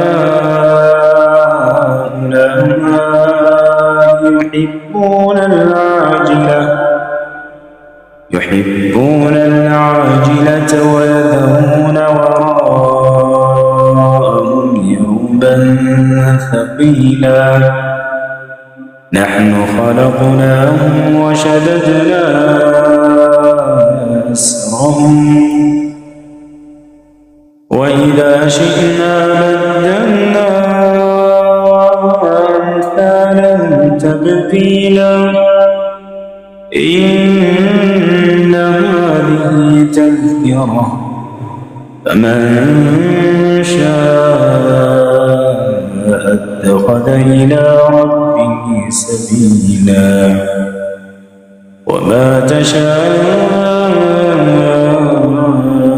إلا أن يشاء الله إن الله كان عليما حكيما يدخل من يشاء في رحمته والظالمين أعد لهم عذابا أليما يا عبادي الذين آمنوا إن أرضي واسعة فإياي فاعبدون كل نفس ذائقة الموت كل نفس ذائقة الموت ثم إلينا ترجعون والذين آمنوا وعملوا الصالحات لنبوئنهم من الجنة غرفا تجري من تحتها الأنهار نعم أجر العاملين الذين صبروا وعلى ربهم يتوكلون وكأين من دابة لا تحمل رزقها الله يرزقها وإياكم هو السميع العليم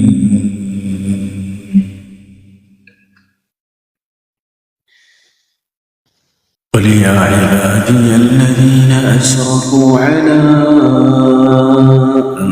أنفسهم لا تقنطوا من رحمة الله إن الله يغفر الذنوب جميعا إنه هو الغفور الرحيم وأنيبوا إلى ربكم وأسلموا له من قبل أن يأتيكم العذاب ثم لا تنصرون واتبعوا أحسن ما أنزل إليكم من ربكم من قبل أن يأتيكم العذاب بغتة وأنتم لا تشعرون أن تقول نفس يا حسرة على ما فرطت في جنب الله وإن كنت لمن الساخرين أو تقول لو أن الله هداني لكنت من المتقين أو تقول حين ترى العذاب لو أن لي كرة فأكون من المحسنين بلى قد جاءتك آياتي فكذبت بها واستكبرت وكنت من الكافرين ويوم القيامة ترى الذين كذبوا على الله وجوههم مسودة أليس في جهنم مثوى للمتكبرين وينجي الله الذين اتقوا بمفازتهم لا يمسهم السوء ولا هم يحزنون الله خالق كل شيء وهو على كل شيء وكيل له مقاليد السماوات والأرض والذين كفروا بآيات الله أولئك هم الخاسرون قل أفغير الله تأمروني أعبد أيها الجاهلون ولقد أوحي إليك وإلى الذين من قبلك لئن أشركت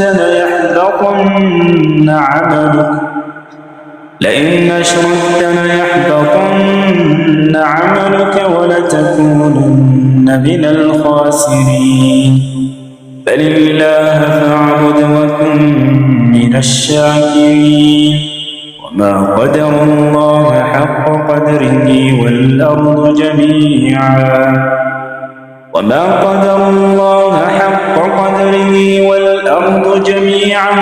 قبضته يوم القيامة والسماوات مطويات بيمينه سبحانه وتعالى عما يشركون ونفخ في الصور فصعق من في السماوات ومن في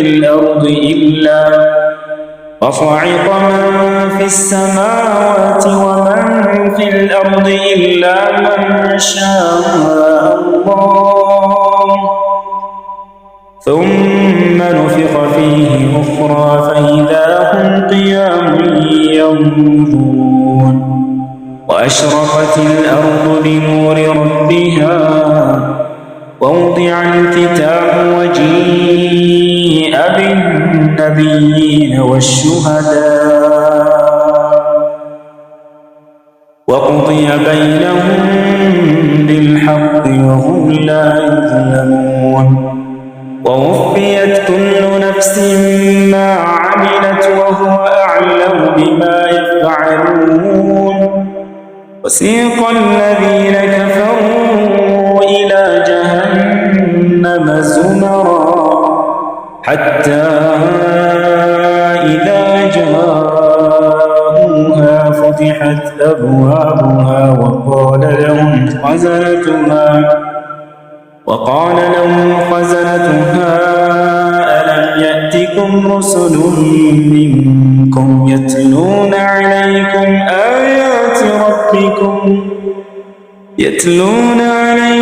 آيات ربكم وينذرونكم لقاء يومكم هذا قالوا بلى ولكن حقت كلمة العذاب على الكافرين قيل ادخلوا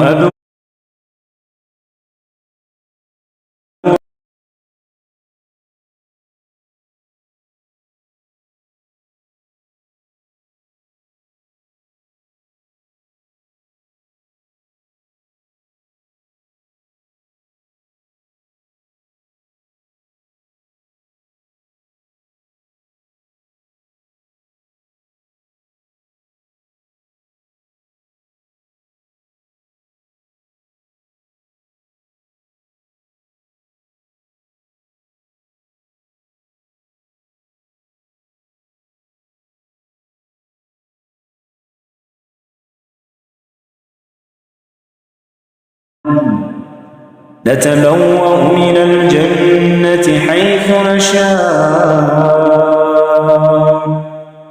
فنعم أجر العاملين وترى الملائكة حافين من حول العرش يسبحون بحمد ربهم وقضي بينهم بالحق وقيل الحمد لله رب العالمين وقضي بينهم بالحق وقيل الحمد لله رب العالمين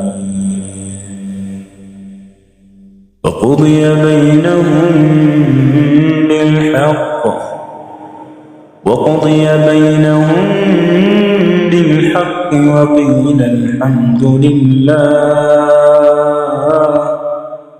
وقيل الحمد لله رب العالمين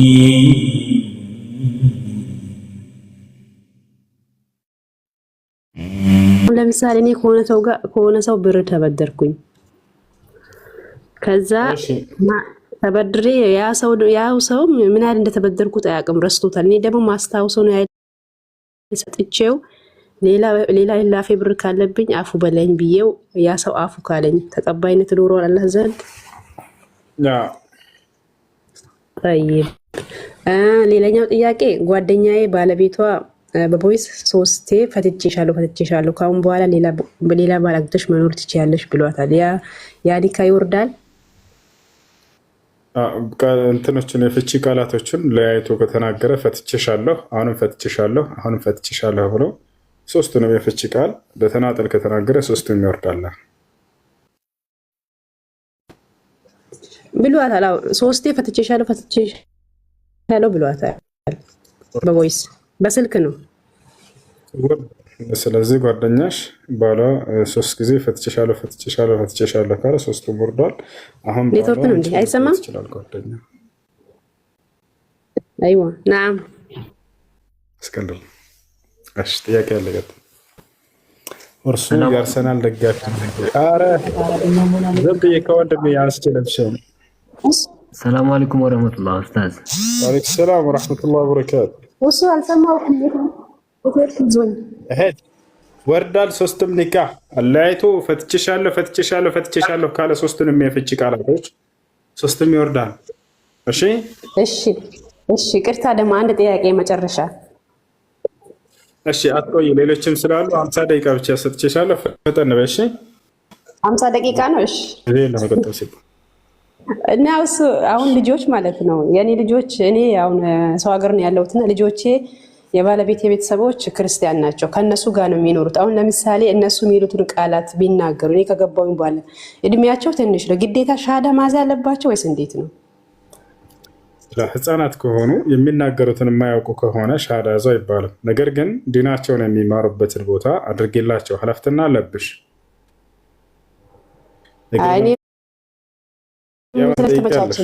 ነቢያችን ሰለላሁ ዐለይሂ ወሰለም ሐዲስ ሲናገሩ አንድ ሚያት ታደርጊያለሽ፣ አንድ ጊዜ ትፈቅጂልኛለሽ፣ አንድ ደቂቃ ላውራ ጊዜ ትሰጭኛለሽ እስክጨርስ እስከዚ حتى اكمل كلامي. يعني قال النبي صلى الله عليه وسلم كلكم راع وكلكم مسؤول عن رعيته والرجل راع في اهله ومسؤول عن رعيته والمرأة راعية في أهل بيتها ومسؤولة عن رعيتها أضيعت أم حفظت. ነቢ ሰለላሁ ዐለይሂ ወሰለም ሲናገሩ ምን አሉ? ሁላችሁም ጠባቂዎች ናችሁ፣ ኃላፊነትና ተጥሎባችኋል። ስለምትጠብቁትም ኃላፊነትና ተጠያቂዎች ናችሁ አሉ። አባት ስለ ቤቱ ኃላፊነትና ተጥሎበታል፣ ስለተጣለበትም ኃላፊነትና ይጠየቅበታል። ሚስትም ስለ ልጆቿ ኃላፊነትና ተጥሎባታል፣ ስለተጣለባትም ኃላፊነትና ትጠየቃለች፣ ጠበቁም አልጠበቁም አሉ። ስለዚህ የዛኔ ልጆቻችሁን በምን መንገድ ማሳደግ እንዳለባችሁ ኢስላም አስተምሯቸዋል። ነቢያችን ሰለላሁ ዐለይሂ ወሰለም ሲናገሩ ምን አሉ? ሙሩ አብናአኩም ቢሰላህ ሊ7 ወድሪቡሁም ዐለይሃ ሊ10 ወፈሪቁ በይነሁም ፊል መዳጅዕ። ልጆቻችሁ ከልጅነታቸው ጀምሮ በአምልኮ ልታዟቸው እንደሚገባ እየተናገሩ ልጆቻችሁ በ7 ዓመታቸው ሲደርሱ ጊዜ ሶላትን እንዲሰግዱ እዘዟቸው አሉ። ስለዚህ ከዛን ጊዜ ጀምሮ ሊኮተኮቱ ይገባል በዲን አስተምህሮ ላይ። ነገር ግን ይበልጥ 7 ዓመታቸው ሲሆን ጊዜ ጠንከር ይባልባቸዋል። የዛኔ ዘዟቸው እያሉ ነብዩ ሰለላሁ ዐለይሂ ወሰለም ተናግረዋል። ስለዚህ ከልጅነታቸው ጀምረው ዲናቸውን እንዲማሩ አድርጌ ልጆችሽ እናንተ ውጭ ከሆናችሁ ልጆቻችሁ ኢትዮጵያ ከሆኑ አደራ ስለ ልጆቻችሁ ኃላፊነት አለባችሁና ተከታተሏቸው። መድረሳ ይሄዳሉ ወይ ልጆቼ? ሶላት ይሰግዳሉ ወይ ልጆቼ? ወይንስ መድረሳ ይሄዱም ሶላት አይሰግዱም አልባሌ ቦታ ነው የሚውሉት የሚለውን በደንብ አጣሩ። አቅሪዎችን አድርጉላቸው። በአቅራቢያ መስጂድ ካለ ወደዛ እየላኳቸው እንዲቀሩላችሁ አድርጉ።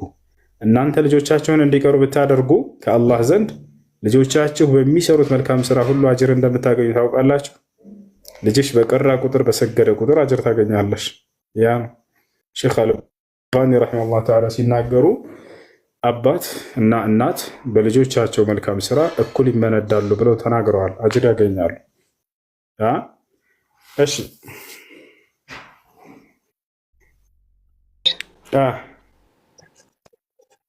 መርሐባ ወኢያኩም ኡስታዝ። ሰላም አለይኩም። አሰላሙ አለይኩም ወራህመቱላሂ ወበረካቱሁ።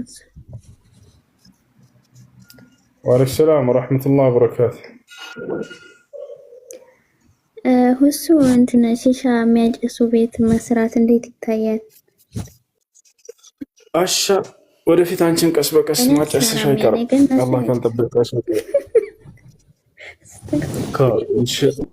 ይሸትሻል። ዛሬ ቀስ እያለ ሺሻ የሚያጨሱ ሰዎች ዛሬ ላይ በጠይቋቸው የቀደመውን የመጀመሪያውን እስኪ አጀማመራቸው ንገሩ ብትሏቸው በጣም የሚጸየፉ ሆነው ታገኛቸዋላችሁ። ታይ አትጠጭ፣ ጥሩ አይደለም፣ አታጭሽ የሚሉ ነበሩ። ቀስ ብለው እዚያው መቀመጥ ጀመሩ። ጭሱ መንካት ጀመረ። እነሱ ቀስ እያሉ ነው እስኪ ይችን አንድ አያይዥልኝ እዚህ እስክመጣ ትላታለች ጓደኛዋ እየተጸየፈች። ከዛ የሚቀጥለው ቀን ታያይዝላታለች። እስኪ አንድ ሳብ አድርጊልኝ፣ ምንም አታጎዳሽም እኮ ትላታለች። መሳብ ትጀምራለች። ነው ሞክሪው፣ ምንም አያደርግሽም፣ አይገልሽ አንቺ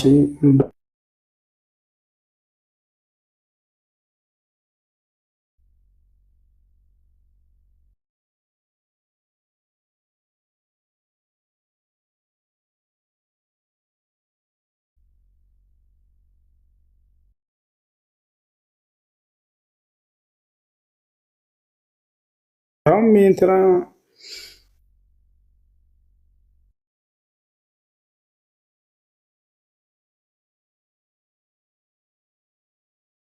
ሁሱ ሸበካ ይዘዋል፣ አትሰማም። ከዚያ በኋላ ማጨስ ይጀምራሉ። ከዚያ ሱሰኞች ነው ቀጠሉ። ይሄ ነው የሁላቸውም ሱሰኞች ታሪክ።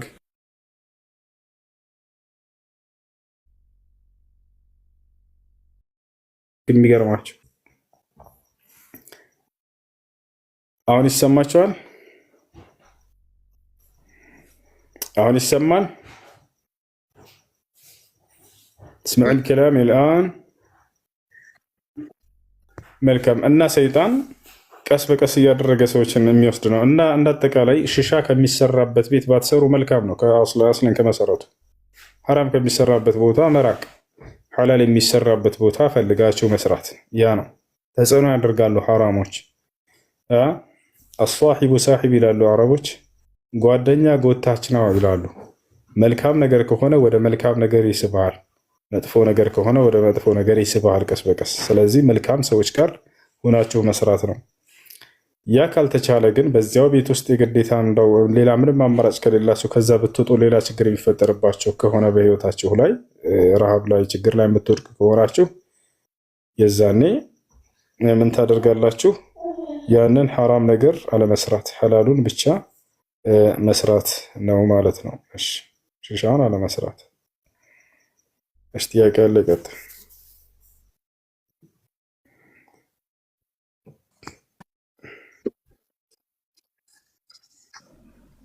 እሺ ኡስታዝ ሰላም አለይኩም። ወያኩ ሰላም። አንድ ጥያቄ ነበረኝ። እንትን ለምሳሌ ስራ ላይ ሆነን ሰዓት አይተን የሶላት ሰዓት ደርሶ ሶላታችንን ሰገርንና ከሰገርን በኋላ አዛን ብንሰማ ምንድን ነው? አሁን አንቺ የምትጠይቂው መጀመሪያ ተናገር። ቆይ ነው ትላለህ። ምንድን ነው የምጠይቀው? እንደገና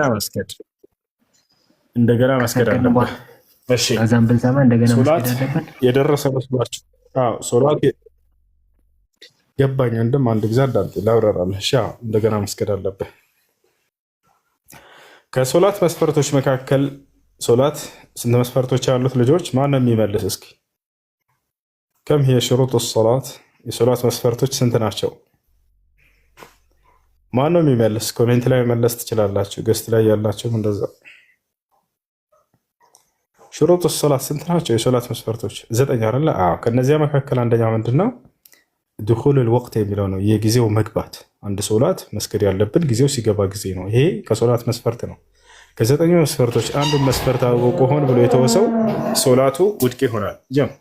ነው እና ከነዚያ መካከል አንደኛው ምንድነው?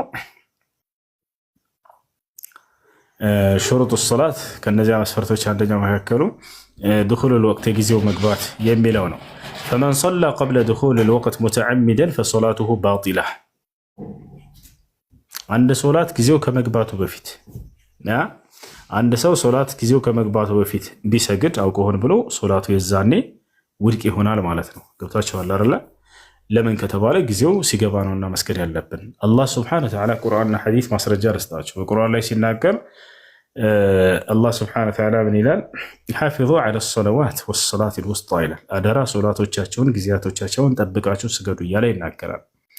ኢነ ሰላተ ካነት ዐለል ሙእሚኒነ ኪታበን መውቁታ ይላል። ሶላት በአማኞች ላይ በጊዜ ገደብ ተደንግጋለች ብሎ ተናግሯል። ስለዚህ የተደነገገ የሆነ ጊዜ ገደብ አለ፣ በዚያ ነው መሰገድ ያለበት። ነቢያችን ሰለላሁ ዐለይሂ ወሰለም ሐዲስ ላይ ተጠየቁ። ሱኢለ ረሱሉላህ ሰለላሁ ዐለይሂ ወሰለም አዩል አዕማሊ አፍደል ፈቃለ ነቢ ሰለላሁ ዐለይሂ ወሰለም አሰላቱ ዐላ ወቅቲሃ። ነቢያችን ሰለላሁ ዐለይሂ ወሰለም ምን አሉ? ተጠየቁ። አንቱ የአላህ መልእክተኛ ሆይ ከስራዎች ሁሉ በላጩና መልካሙ ስራ የትኛው ነው ሲባሉ ጊዜ ሶላትን ጊዜውን ጠብቆ መስገድ ነው ብለው ተናገሩ። አያችሁ አይደለ? ስለዚህ ሶላትን ጊዜውን ጠብቀን መስገድ አለብን ማለት ነው። አሁን የልጁ ጥያቄ ምንድን ነው? ሶላት የደረሰ መስሎኝ አዛን የተባለ መስሎኝ ሰገድኩኝ። ከሰገድኩ በኋላ ግን የአዛን ድምፅ ሰማሁኝ እና ምንድነው ማድረግ ያለብኝ ነው? እንደገና መስገድ አለበት። ምክንያቱም ጊዜው ሳይገባ ሶላቱን ስለሰገደ። ስለዚህ እንደገና መስገድ አለበት። ይቀጥሉ። እሺ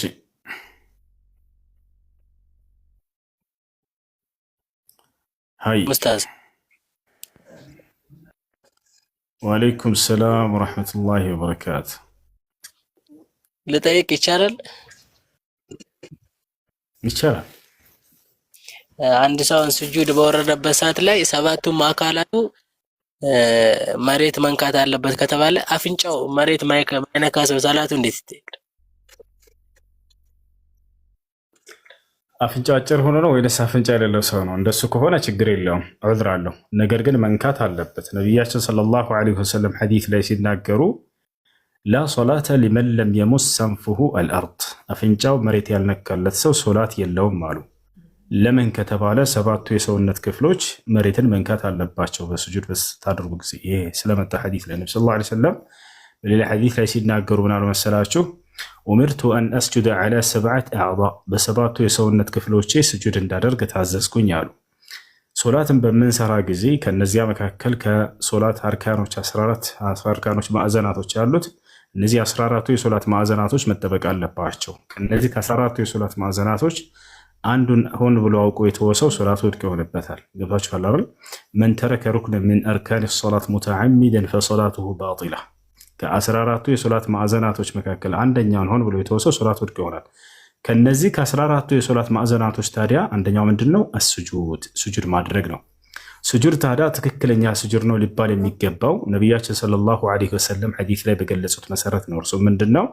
ኡሚርቱ አን አስጁደ ዐላ ሰብዐት አዕዷእ፣ በሰባቱ የሰውነት ክፍሎቼ ስጁድ እንዳደርግ ታዘዝኩኝ አሉ። እነዚህ ሰባቱ የሰውነት ክፍሎች ስጁድ ስታደርጉ ጊዜ መሬትን መንካት አለባቸው። አንደኛ ግንባርና አፍንጫ፣ እነዚህ እንደ አንድ ናቸው። ግንባርና አፍንጫ እንደ አንድ ናቸው። ሁለተኛ ይህ መዳፋችን የቀኝ፣ ሶስተኛ የግራ እንዲሁ መዳፋችን፣ አራተኛ ጉልበታችሁ የቀኝ፣ አምስተኛ የግራ ጉልበታችሁ፣ ስድስተኛ የቀኝ እግራችሁ እነዚህ ከታች፣ ሰባተኛ የግራ እግራችሁ። እነዚህ ሰባቱ የሰውነት ክፍሎች ስጁድ በምታደርጉ ጊዜ መሬትን መንካት አለባቸው። ስለዚህ አፍንጫ ከነዚያ ነው። እንደውም አፍንጫ ለየት አድርገው ነብዩ ሰለላሁ ዐለይሂ ወሰለም ላ ሶላተ ሊመን ለም የሙስ አንፈሁል አርድ አሉ። አፍንጫው መሬትን ላልነካ ሰው በስጁድ ጊዜ ሶላት የለውም ብለው ተናገሩ። ለምን ትኩረት የሚያደርጉት ነብዩ ሰለላሁ ዐለይሂ ወሰለም አንዳንድ ነገራቶች ላይ ትኩረት አድርገው ይሄን ያላደረገ እያሉ የሚናገሩት እነዚያን ነገራቶች ሰዎች ስለሚዘናጋባቸው ነው። ሰዎች ስለሚዘናጉባቸው አይታችሁ ከሆነ ብዙ ጊዜ ሰው ስጁድ ሲወርድ ጊዜ በግንባሩ ብቻ ይነካና አፍንጫውን ይሰቅላሉ ወደ ላይ። እንደዚያ መሆን የለበትም። ይሄ ሙሉ መንካት አለበት፣ ግንባራቸውና አፍንጫቸው። አፍንጫ ቆራጣ ከሆነ ግን ሰውየው ወይንም አፍንጫው ጎራዳ ከሆነች ልክ እንደኔ ልላችሁ ነበር፣ አፍንጫ ትልቅ ነው እና እንደዚያ ከሆነ ግን ሰውየው ከሌለው በዚያ አይወቀስበትም። አላህ በቁርአን ላይ ላ ዩከልፍ አላሁ ነፍሰን ኢላ ወስዐሃ ይላል። ያምላካችሁ አላህ አንዲትን ነፍስ ከአቅሟ በላይ አላስገድዳትም ብሏል። ስለዚህ እያለህ ካልሆነ ከሌለህ የለህም ማለት ቃሉ ሲናገር እና አፍንጫ ከሌለህ ምንም አትባልም። አይ ጥያቄ ያለ ቀጥታ። እሺ ሰላም ነው። ልጅ የሆነች ልጅ አለች የምትጠይቅ ክርስቲያን ናት። እሺ ትጠይቅ። እሺ ሰላም ለእናንተ ይሁን። እሺ ጸጋና ሰላም ይብዛልሽ። እሺ ለእናንተ ይሁን። እኔ እንደ ጨውታ ነው፣ ክርክር አይደለም። የምታስተምሩኝ ነገርም ለመቀባበል ነውና እያወራን ነበር አንስተን እና በእናንተ እምነት ውስጥ ያለው አንዳንድ ነገሮች ፍንጭ ብታስይዙኝ። ለምሳሌ ከእኛ እግዚአብሔር እንላለን፣ እናንተ ደግሞ አላህ ትላላችሁ። ይሰማል አይደል? ይሰማል። የቋንቋች ማለት የቋንቋ ልዩነት ነው ብዬ አስባለሁ። እኔ በበኩሌ ማለት ነው የቋንቋ ልዩነት ብዬ አስባለሁ። እንደ ቋንቋችን ነው ብዬ የሚያስበው ነገር ነው። ግን እንደዛ ሁል ጊዜ የሚያጋጨን ነገር አለና በጣም ማለት እንዲጋጩ ሃይማኖት ከሃይማኖት ጋር እንዲጋጩ በጣም በመሃል ላይ ያለው አብዛኛ ችግሮች ምን ይመስላል የምለው ነገር እያሰብኩ ነበር። ስለዚህ አጭር ላይ አድርገውና በነብዩ መሐመድ በኩል ያለው ነገር ከአላህ ተላኪ የሆነበት መንገዶችን ብታስተምረኝ ደስ ይለኛል። በጣም ጥሩ። በቃ እንዲህ አይነት ጠያቂ ነው የሚፈልገው። ነቢዩ ሙሐመድ ሰለላሁ ዐለይሂ ወሰለም ከአምላክ ዘንድ ለመላካቸው ሊያስረዳኝ የሚችል የሆነ ነገር እፈልጋለሁኝ። በቃ ጥሩ ጥያቄ።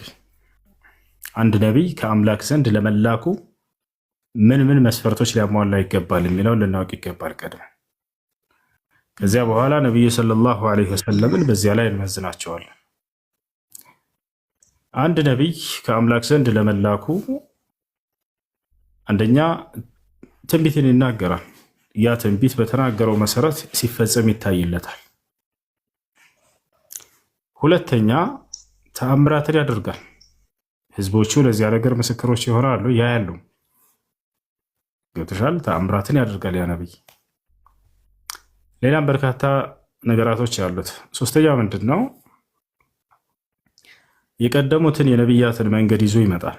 የቀደሙት የነቢያትን አምላክ ይሰብካል። ከነርሱ ውጭ ሌላ አምላክ ይዞ ቢመጣ ያ ተቀባይነት የለውም፣ ሐሰተኛ ነው። እንዲሁም ደግሞ መለኮታዊ ራእይ በመንፈስ ቅዱስ ምሪት በመላእክ በኩል ይመጣለታል ያ ነቢይ። ሌላም በርካታ እንትኖች አሉት፣ መስፈርቶች አሉት። ከነዚያ መካከል እነዚህን እናንሳና በነብዩ ሰለላሁ ዐለይሂ ወሰለም ላይ ሁሉም እንደተከሰቱ የተወሰነ እናሳያችሁ። እንግዲህ አንቺ ክርስቲያን እንደመሆንሽ መጠን ኢየሱስ ክርስቶስ መሆኑን ወይም መሲህ መሆኑን ለአይሁዶች በሚነግራቸው ጊዜ አላመኑትም ነበር። እኔ ብነግራችሁ ባታምኑኝም እንኳን ስራዬን አይታችሁ እመኑ እያለ ይነግራቸው ነበር። ያ ማለት የሚሰራቸውን ድንቅ ተአምራቶች እርሱ እውነተኛ ክርስቶስ መሲህ ለመሆኑ እንደ ማስረጃ ይጠቀመው ነበር። እስኪ ነብዩ ሰለላሁ ዐለይሂ ወሰለምን በዚህ መሰረት እንመዝናቸው። እርሳቸው ነብይ ነኝ ቢሉ አይ አንቀበልም ብትሉ ክርስቲያኖች እንትውሽ ይታቸዋል። ልክ አይሁዶችን ኢየሱስ ክርስቶስ እኔ ክርስቶስ እንደሆንኩ መሲህ እንደሆንኩ በነገራችሁ ባታምኑኝም እንኳን ተውትና እሱን ይላቸው ነበር። በእኔ የሚሰራውን እርሱን ልታምኑ ይገባል ይላቸዋል። ያ ማለት በእርሱ በኩል አምላክ የሚያደርግለትን ተአምር የሚሰራለትን ተአምር ያ እውነተኛ መሲህ ለመሆኔ ማስረጃ ነው ይላቸው ነበር። ልክ እንዲሁ ነቢያችን ሰለላሁ ዐለይሂ ወሰለም ልጆች ቤት አድርጉ። ነቢያችን ሰለላሁ ዐለይሂ ወሰለም በዚሁ መሰረት በተቀመጠው መሰረት እውነተኛ መልእክተኛነታቸውን ከአንደበታቸው የተናገሩትን ባትቀበሉም እንኳን እርሳቸው ያደረጉትን ተአምራቶች አይታችሁ ልትቀበሏቸው ይገባል ማለት ነው። በመሲሁ መሰረት ራሱ መሲሁነቱን ለማረጋገጥ በሄደበት መንገድ ነቢያችን ሰለላሁ ዐለይሂ ወሰለም ታዲያ ምን ምን ተአምር ሰርተው አሳይተዋል ለህዝቦቻቸው ብለን ስናይ እንደው እንቁጠራቸው ከተባለ ከ1000 በላይ ይሆናሉ ይላሉ ዑለሞች። ሸይኹል ኢስላም ኢብኑ ተይሚያ የተባለ ታላቅ ዓሊም ናቸው። እርሳቸው አልጀዋብ ሶሒሕ ሊመን በደለ ዲን አልመሲሕ የሚለው መጽሐፋቸው ላይ የነቢዩ ሙሐመድ ሰለላሁ ዐለይሂ ወሰለም ሙዕጂዛዎች ተአምራቶች ከ1000 በላይ ይሆናሉ ብለው ይናገራሉ። ከ1000 በላይ ይሆናሉ ብለው ይናገራሉ። እስኪ ከነዚያ መካከል ለናሙናነት ያክል እንጥቀስ። ነቢያችን ሰለላሁ ዐለይሂ ወሰለም በነቢይነት ዘመናቸው ካደረጓቸው ተአምራቶች መካከል ቡኻሪና ሙስሊም ላይ የተዘገበ ሰሒህ የሆነ ሐዲስ የመካ ሰዎች ራሳቸው የጠየቋቸው ጥያቄ ነበር። ምን የሚል ሰአለ አህሉ መካ ረሱሉላህ ሰለላሁ ዐለይሂ ወሰለም አን ዩሪየሁም አያ ፈአራሁም ሚን ሽቃቅ አልቀመር መረተይን። የመካ ሰዎች ነቢዩ ሙሐመድ ሰለላሁ ዐለይሂ ወሰለምን ጠየቋቸው፣ አንተ ሙሐመድ ሆይ እንደው አንተ እንደምትለው እውነተኛ መልእክተኛና ነቢይ ከሆንክ ከአምላክ ከአላህ የተላከ ነቢይ ከሆንክ ተአምር ሰርተህ በመካከላችን እንድታሳየን እንሻለን አሏቸው። ነቢዩ ሰለላሁ ዐለይሂ ወሰለምም ተአምር ሰሩላቸው። ምን ተአምር ከተባለ ማንም ነቢይ ደፍሮት ሰርቶት የማያውቀውን ተአምር፣ ምድራዊ ተአምር እንዳይመስላችሁ። ሁሉም ነቢይ ተአምር ሲያደርግ ጊዜ እዚህ ምድር ላይ ነው ሁላቸውም። የነቢዩ ሙሐመድ ሰለላሁ ዐለይሂ ወሰለም ከዛ የተለየ ነው። እርሱም ምንድን ነው? ወደ ሰማይ ቀጥ አሉና እንዙር አላቸው። እንግዲህ አሁንስ ተመልከቱ እዩችን ጨረቃ አሏቸው። ፈሸቀ ለሁም አልቀመር ኢላ ሸቀይን መረተይን ባዕድ ጨረቃን ከፍለው አሳዩቸው፣ ለሁለት ከፍለው አሳዩቸው። ሁለት ጊዜ ይህንንም አደረጉ ይላል። ይወታችኋል። ነቢዩ ሰለላሁ ዐለይሂ ወሰለም ጨረቃን ከፍለው አሳይተዋል። ይሄ አንድ ያደረጉት ሰማያዊ ተአምር ነው። የሚገርማቸው ይህን ነገር ማመን አቃታቸው የመካ ሰዎች። በፍጹም አናምንም አይናችን ላይ ደግመህብን ካልሆነ በስተቀር ይህን ማንተ ልታደርግ አትችልም ብለው ካዱ። እንድናምን ዘንድ ብለው አንድ በቃ እንትን አስቀመጡ፣ መስፈርት አስቀመጡ። የምናምነው እኛ ላይ አይናችን ላይ ደግመህብን ሊሆን ይችላልና አሁን በዚህ ቦታ ከኛ ጋር ያልተሳተፉ ሰዎች በአይናቸው ላይ ልትደግምባቸው የማትችል የሆኑ የገጠር ሰዎች ነገ ለገበያ መካ በሚመጡ ጊዜ፣ ለንግድ መካ በሚመጡ ጊዜ እነሱን ጠይቀን አዎ በእኛም አካባቢ ጨረቃ ተከፍሏል ብለው ካረጋገጡ እውነት ነው እንላለን። ይሳኒ ካልሆነ ግን በአይናችን ላይ ደግመህ እንጂ ይሄን ማለት ታደርግ አትችልም አሉ። ሆኖ አይተዋል፣ ግን በቃ በአይናችን ላይ ያደረግከው እያሉ ነው። እሻላቸው ነብዩ ሰለላሁ ዐለይሂ ወሰለም በሚያደርጉት ነገር ሁሉ እርግጠኛ ናቸውና ድግምትም አይደለም ከአምላክ የሆነ ተአምር እንደሆነ እርግጠኛ ናቸውና ሌሊቱ ሄደ። አንድ ጊዜ ሊጨርስ ይችላል። ሌሊቱ ሄደና ልክ ነጋ። በጠዋትም በማለዳ የመካ ሰዎች ወጡ። ከገጠር የሚመጡ ነጋዴዎችን መጠበቅ ጀመሩ። ከዚያም ሲያገኟቸው ጊዜ ጠየቋቸው፣ ዛሬ በእናንተ አካባቢ በገጠር ምን አዲስ ነገር ተከስቶ ነበር አሏቸው። ጨረቃ ተከፍሎ ነበር ወይ ምናምን አላሉ። እንደው የሆነውን ነገር እንዲነግሯቸው ምን አዲስ ነገር ተከስቶ ነበር ሲሏቸው ጨረቃ ተከፍላ ተመልክተናል ብለው የገጠሮች ሰዎች አልመሰከሩ። ያው ጨረቃ ተከፍላ አይተናል አሉ። እራሳቸው ባስቀመጡት መስፈርት ተገኙላቸው። ነቢያችን ሰለላሁ ዐለይሂ ወሰለም ይህን ትልቅ ተአምር አድርገዋል። አንደኛ። ሁለተኛ ነቢዩ ሰለላሁ ዐለይሂ ወሰለም ካደረጉት ተአምር መካከል እንቀጥላለን። ግን በመካከል ልትናገር የፈለግሽው ነገር ካለ መናገር ትችያለሽ። ሚዩትን አንሱላት አለሽ ቀጥልና ጠይቃለሁ። እንደገና አቀላቅለን እንጠይቃለን። ችግር የለም። ያ እንደ ጨዋታ ነው ብያለሁ። መከራከር አልፈልግም። አይ አብሽሪ። እሺ፣ ሁለተኛ ነቢዩ ሰለላሁ ዐለይሂ ወሰለም ካደረጉት ተአምር መካከል ሌላኛው ምንድን ነው?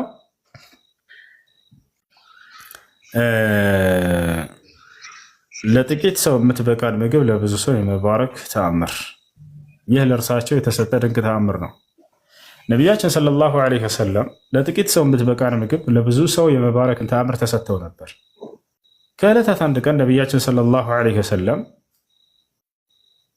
የኸይበር ጦርነት ጊዜ ስራ እየሰሩ ነበር፣ እየቆፈሩ ነበር። ኸንደቅ ሰልማን አልፋሪሲ በነገራቸው መሰረት ለዚያ ለጂሃዱ እና እየቆፈሩ እያለ ነቢ ሰለላሁ ዐለይሂ ወሰለም በጣም ተርበው ነበር። ሰሃቦችን በጣም ተርበዋል። ይህን የተመለከተ አንድ ሰሃባ አላስቻለውም። ቀጥታ ለነቢ ሰለላሁ ዐለይሂ ወሰለም ምግብ ሊያመጣላቸው ወደ ቤት ሄደ። እና ሚስቱን ጠየቃት። የአላህ መልእክተኛ በጣም ተርበው ተመልክቻለሁኝ፣ የሚበላ ነገር ካለ ቤት ስጭኝና ልውሰድላቸው ብሎ ጠየቃት። ቤት ውስጥ ምንም የሚበላ የሚቀመስ ነገር የለም ማለች ሴትዮዋ። የለም ማለች። ነገር ግን ትንሽዬ ዱቄት አለች፣ እንዲሁም ደግሞ ትንሽዬ ግልገል አለች፣ ፍየል ትንሽዬ። ይችን እንረዳትና ይህንንም ቂጣ ሰርተን እንውሰድላቸው ካልክ እሺ አለች። እንግዲህ አሁንስ ተስማማ ሰውየው።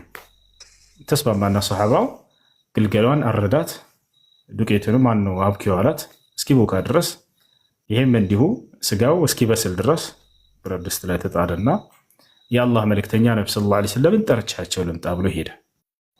ከመሄዱ በፊት ሚስቱ ምን አለችው? አደራ በሚስጥር ንገራቸው ለነቢ ሰለላሁ ዐለይሂ ወሰለም፣ ብዙ ሰው እንዳይሰማ፣ ብዙ ሰው ስለማያጠግብ ይሄ ምግብ ከእርሳቸው ጋር 3 እና 4 ሰዎችን ደግሞ ጨምር፣ ያበላል፣ ችግር የለውም ለነዚህ፣ ከዚያ በላይ ግን አይጨምርም፣ አደራ በሚስጥር ንገራቸው ብላ ይሄን አደራ ተናግራ ላከችው። እሺ አለ ሰውየው። ወዲያው ሄደና ወደ ነቢ ሰለላሁ ዐለይሂ ወሰለም ጋር ጠጋላቸው። ፈሳረሁ ይላል ሐዲስ ላይ። የሚገርማችሁ መሰጠራቸውም ይላል፣ በሚስጥር ነገራቸው ማለት ነው፣ ሌላ ሰው እንዳይሰማ። ምክንያቱም ለዚያ ሁሉ ህዝብ እንትን አይልም፣ አያበቃም።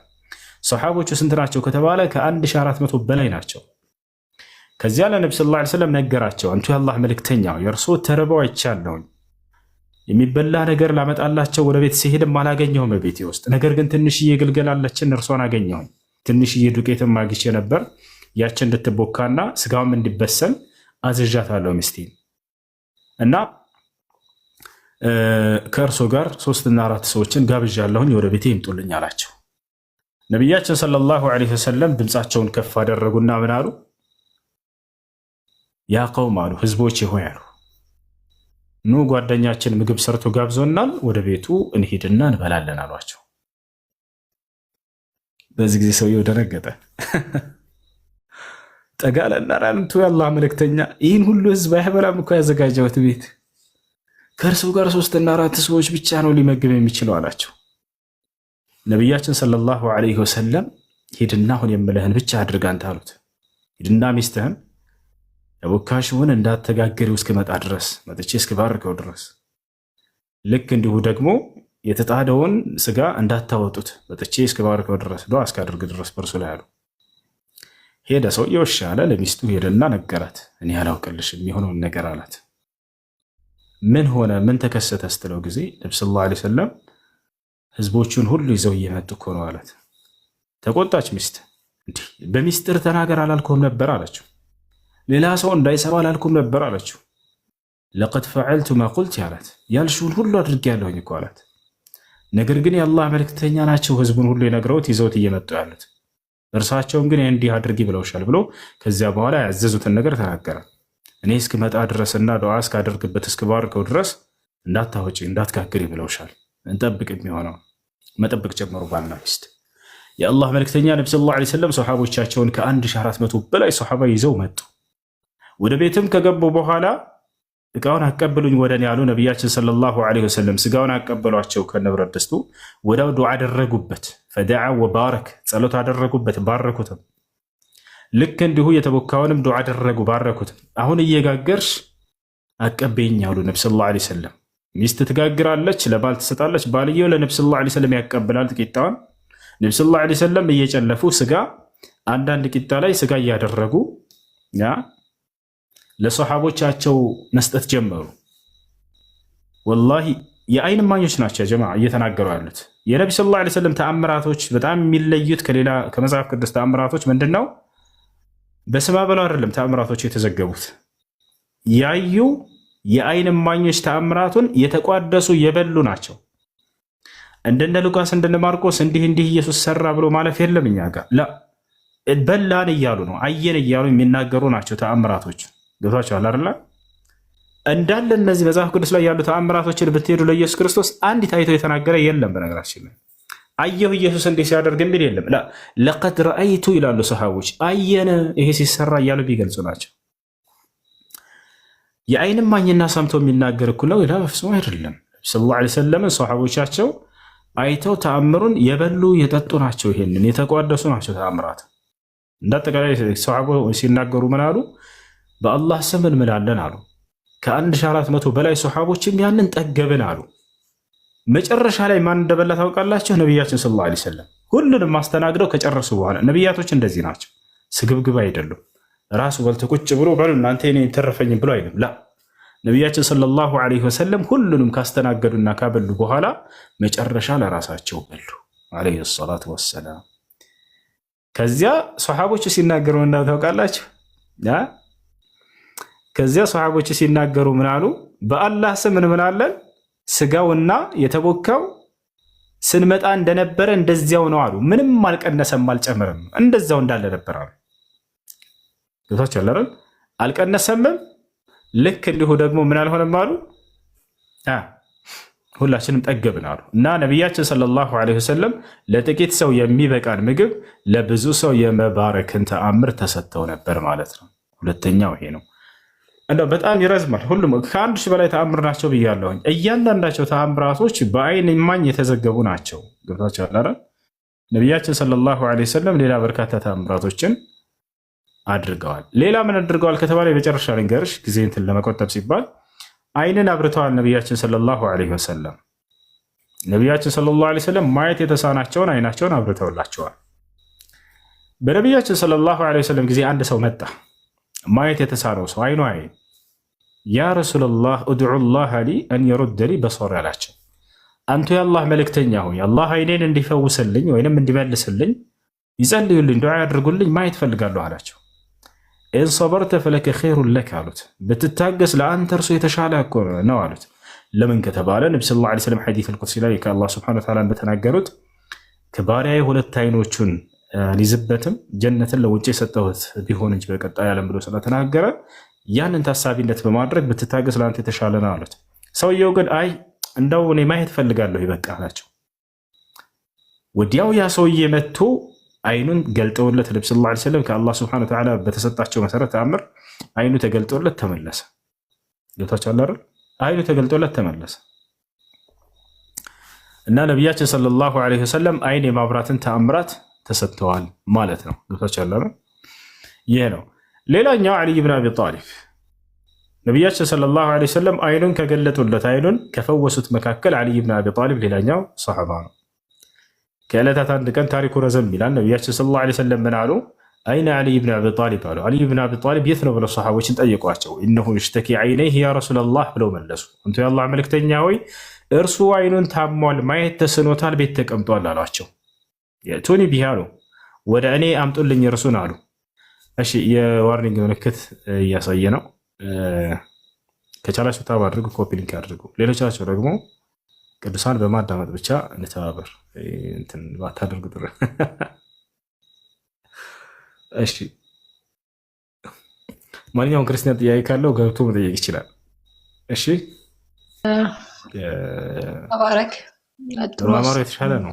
አንዴ ሪፖርት እና አንዴ ይችል ጨርስ። እሺ የመጨረሻ አንዴ ይችል ጨርስ እና ነቢያችን ሰለላሁ ዐለይሂ ወሰለም አልይ ብን አቢ ጣሊብ የት ነው ሲሏቸው ጊዜ እነሆ የሽተኪ ዐይነይህ አሏቸው። እርሱ አይኑን ታሟል፣ ማየት ተስኖታል፣ ቤት ነው አሏቸው። የእቱኒ ቢሂ አሉ፣ እርሱን ይዛችሁልኝ ነው አሉ። ይዘውላቸው መጡ። ፈበሰቀ ፊ ዐይነይህ ፈሹፊየ ከአን ለም የኩን ቢሂ ወጅዕ ፊ ሪዋየትን ኡኽራ ፈበሰቀ ፊ ዐይነይህ ፈቡሪአ ከአን ለም የኩን ቢሂ ወጅዕ። ነቢያችን ሰለላሁ ዐለይሂ ወሰለም በአይኖቹም ላይ የተፍትፍ አሉበት፣ ወዲያውም ተፈወሳሉ። ሰሃቦች በአይኑ ላይ የህመም ምልክት የማይታይበት ሆኖ እስኪታየም ድረስ አሉ። ይወታቸዋል። አንድ ሰው ሲሻለው እኮ የሆነ ቅላት ያለው ቀስ እያለ እየነጻ ላ እንደዛ አይደለም አሉ ሰሃቦች። ወዲያው ፈወሱት ነቢ ሰለላሁ ዐለይሂ ወሰለም። የህመም ምልክት በአይኑ ላይ የማይታይም ሆኖ ተመለከትን አሉ እና ነቢያችን ሰለላሁ ዐለይሂ ወሰለም በርካታ ተአምራቶችን አድርገዋል። ከነዚህ መካከል አይንን ማብራት። እሺ ሌላ ጥያቄ ካለሽ ቀጥይ። ሌላ ጥያቄ በነቢዩና በኢየሱስ ክርስቶስ ያለው መካከል መጠየቅ እፈልጋለሁ እና ነብዩ ከመምጣቱ በፊት በነቢያት የተነገረለት ነገር አለ ወይ? እኔ ጥያቄ ነብዩ አሁን ነብዩ መሐመድ ከመምጣቱ በፊት ነቢያቶችን እናምናለን። በእርግጥኛ 66ቱን መጽሐፍ ስናምን ነቢያቶችን እናምናለን እና እሱ ከመምጣቱ በፊት በነቢያት በኩል የተቀመጠ ከሙሴ ጀምሮ ባለው በነቢያት በኩል የተቀመጠ ነገር አለ ወይ? ነቢያቶችን እናንተም ታምናላችሁ? ከእሷ ድምጽ ይሰማ ልጆች ወይንስ ከኔ ኔትወርክ ነው ችግሩ?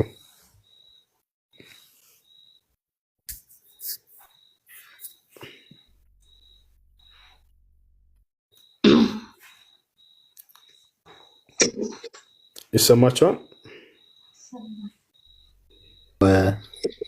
ሰማል እሱ አይ መርሐባ። እሺ አለሽ? አዎ አለው አለሽ ወገናችን አላህ መርሐባ። ብሮ ቀጥል ብሮ መልስላት። እሺ ነብዩ ሰለላሁ ዐለይሂ ወሰለም ከዚህ በፊት ባለፉት ነብይ ተነግሮላቸዋል የሚል ነው። ትንሽ እንትን በልና ይብሮ ይጨምርልሻል ኢንሻአላህ። አንደኛ አንድ ነብይ ነብይነቱ ለመረጋገጥ ከእርሱ በፊት ያሉ ነብያቶች ስለርሱ መናገር አለባቸው የሚለው መስፈርት የለም መጽሐፍ ቅዱስ ላይ። ይሄ መስፈርት አይደለም። ገብታችኋል?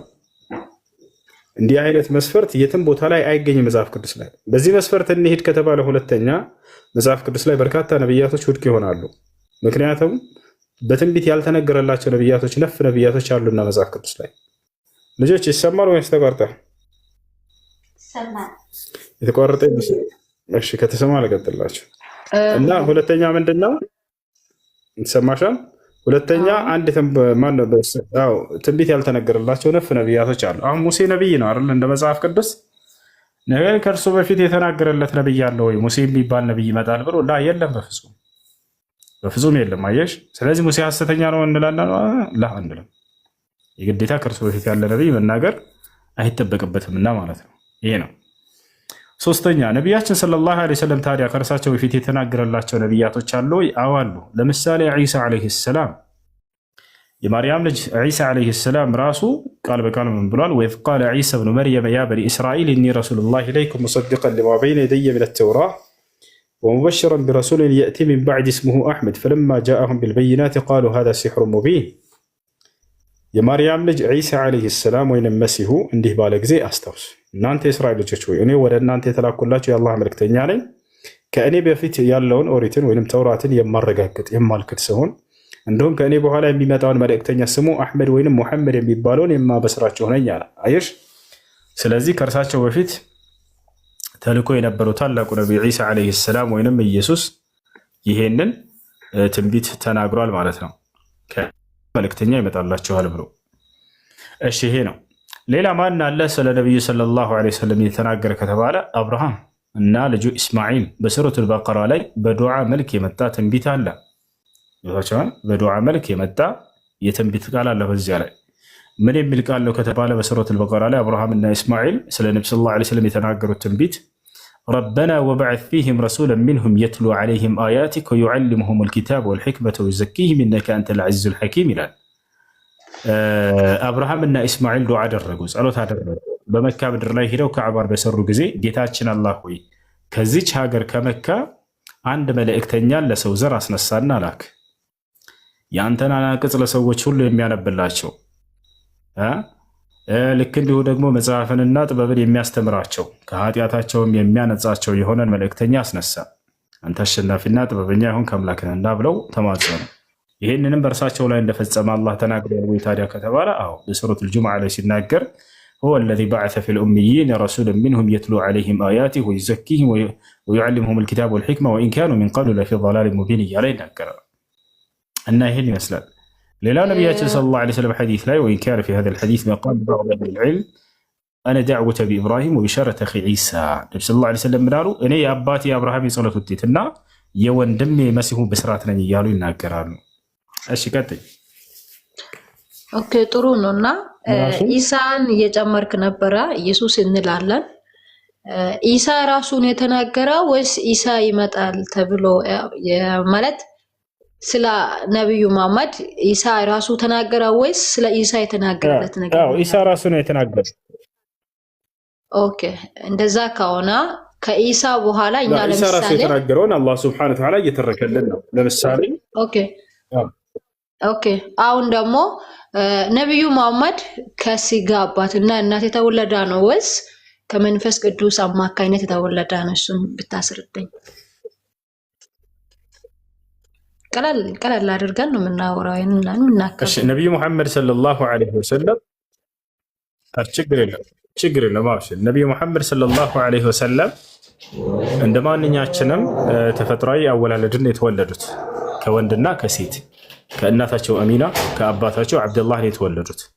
ነቢዩላህ ዒሳ ዐለይሂ ሰላም እስከተባለ ወሊደ ቢሙዕጂዛ ተአምራዊ በሆነ አወላለድ ነው እሱ የተወለደው። እሱ እንዳውም ከአምላካችን ከአላህ ሱብሓነሁ ወተዓላ ድንቅ ተአምር መካከል ከድንቅ ስራዎቹ መካከል ነው መሲሁ ብለን እናምናለን። ገብቶሻል? ማለት ያለ አባት ከእናት ብቻ ከማርያም ብቻ በድንግልናዋ ሳለች ማንም ወንድ ሳይገናኛት ከእርሷ ነው አምላካችን አላህ ሱብሓነሁ ወተዓላ የፈጠረው እና ተአምራዊ በሆነ መንገድ ተወለደ። ታዲያ የዚህ ጸጋ ባለቤት ማን ነው? ሊመሰገን የሚገባው ማን ነው ሲባል መሲሁ ምንም አይነት እችን ታክል አስተዋጽኦ የለውም በዚህ ስራ ላይ። አምላካችን አላህ ሱብሓነሁ ወተዓላ ነው ይሽ በዚህ ሁኔታ እንዲወለድ ያደረገው እርሱ ነው። በዚህ ሁኔታ ለማርያም ይህን ጸጋ የሰጣት እርሱ ነው እንጂ የመሲሁ ምንም አይነት ብልጫ የለውም በዚህ ላይ በነብያቶች ላይ። ይህ የሚበላለጡበት ሚዛን ሳይሆን የአምላክን ድንቅ ስራ የሚያሳይ ነው። ይህን ጥያቄ ለይህንን ማርያም ራሷ ጠይቀው ነበር ገብርኤልን በጠየቀችው ጊዜ ለምን እንደሆነ በጠየቀች ጊዜ ቃለት አና የኩኑ ሊ ጉላሙን ወለም የምሰስኒ በሸር፣ ከዛ ለእኔ እንዴት ልጅ ሊኖረኝ ይችላል፣ በዚህ ሁኔታ ለምን ሊወለድ ይችላል የሚለውን ነገር ጠይቃ ነበር። ወንድን ስለማላቅ ልጅ መውለድ አልችልም ብላለች። ኦኬ ማለት ስለ ኢየሱስ አይደል? ወሊነጅዐለሁ አያ አንድ ጊዜ ብቻ ዓላማውን ዋናውን ማርያም የተነገራትን ልንገርሽ ብዬ ነው። ወሊነጅዐለሁ አየተን ሊናስ ለሰዎችም ድንቅ ተአምር ላደርግ ዘንድ ነው ብሎ አላህ ተናገረ። አየሽ የአላህ ሱብሓነሁ ወተዓላ ድንቅ ስራ ተብሎ እንጂ የምናልፈው እኛ የመሲሁ ምንም አይነት አስተዋጽኦ የለውም በዚህ ሁኔታ እንዲወለድ። የድንግል ማርያም ምንም አስተዋጽኦ የላትም፣ እርሷም ተመረጠች። መሲሁም በዚህ ሁኔታ እንዲወለድ አላህ ወሰነ። ስለዚህ የዚህ ድንቅ ባለቤት አላህ ሱብሓነሁ ወተዓላ እርሱ ነው እንጂ አስደናቂ የሆነው የመሲሁም ሆነ የማርያም ምንም አይነት አስተዋጽኦ የለውም ይሄ ነገር። እሺ ኦኬ እሱን እናምናለን እና መሲሁ ላይ አሁን ለምሳሌ እኔ በተረዳው መጠን ማውራት ይፈልጋለሁ እና የመሲሁን ሳይሆን እኔ የጠየቅኩት የነብዩን ነው እና ነብዩን ደግሞ ነብዩ የተወለደበት ከስጋና ከደም ነው። ኦኬ ከአባትና ከእናት ነው የተወለደው ብላል። የተወለደበትም ደግሞ ቦታ ተነግሮለታል።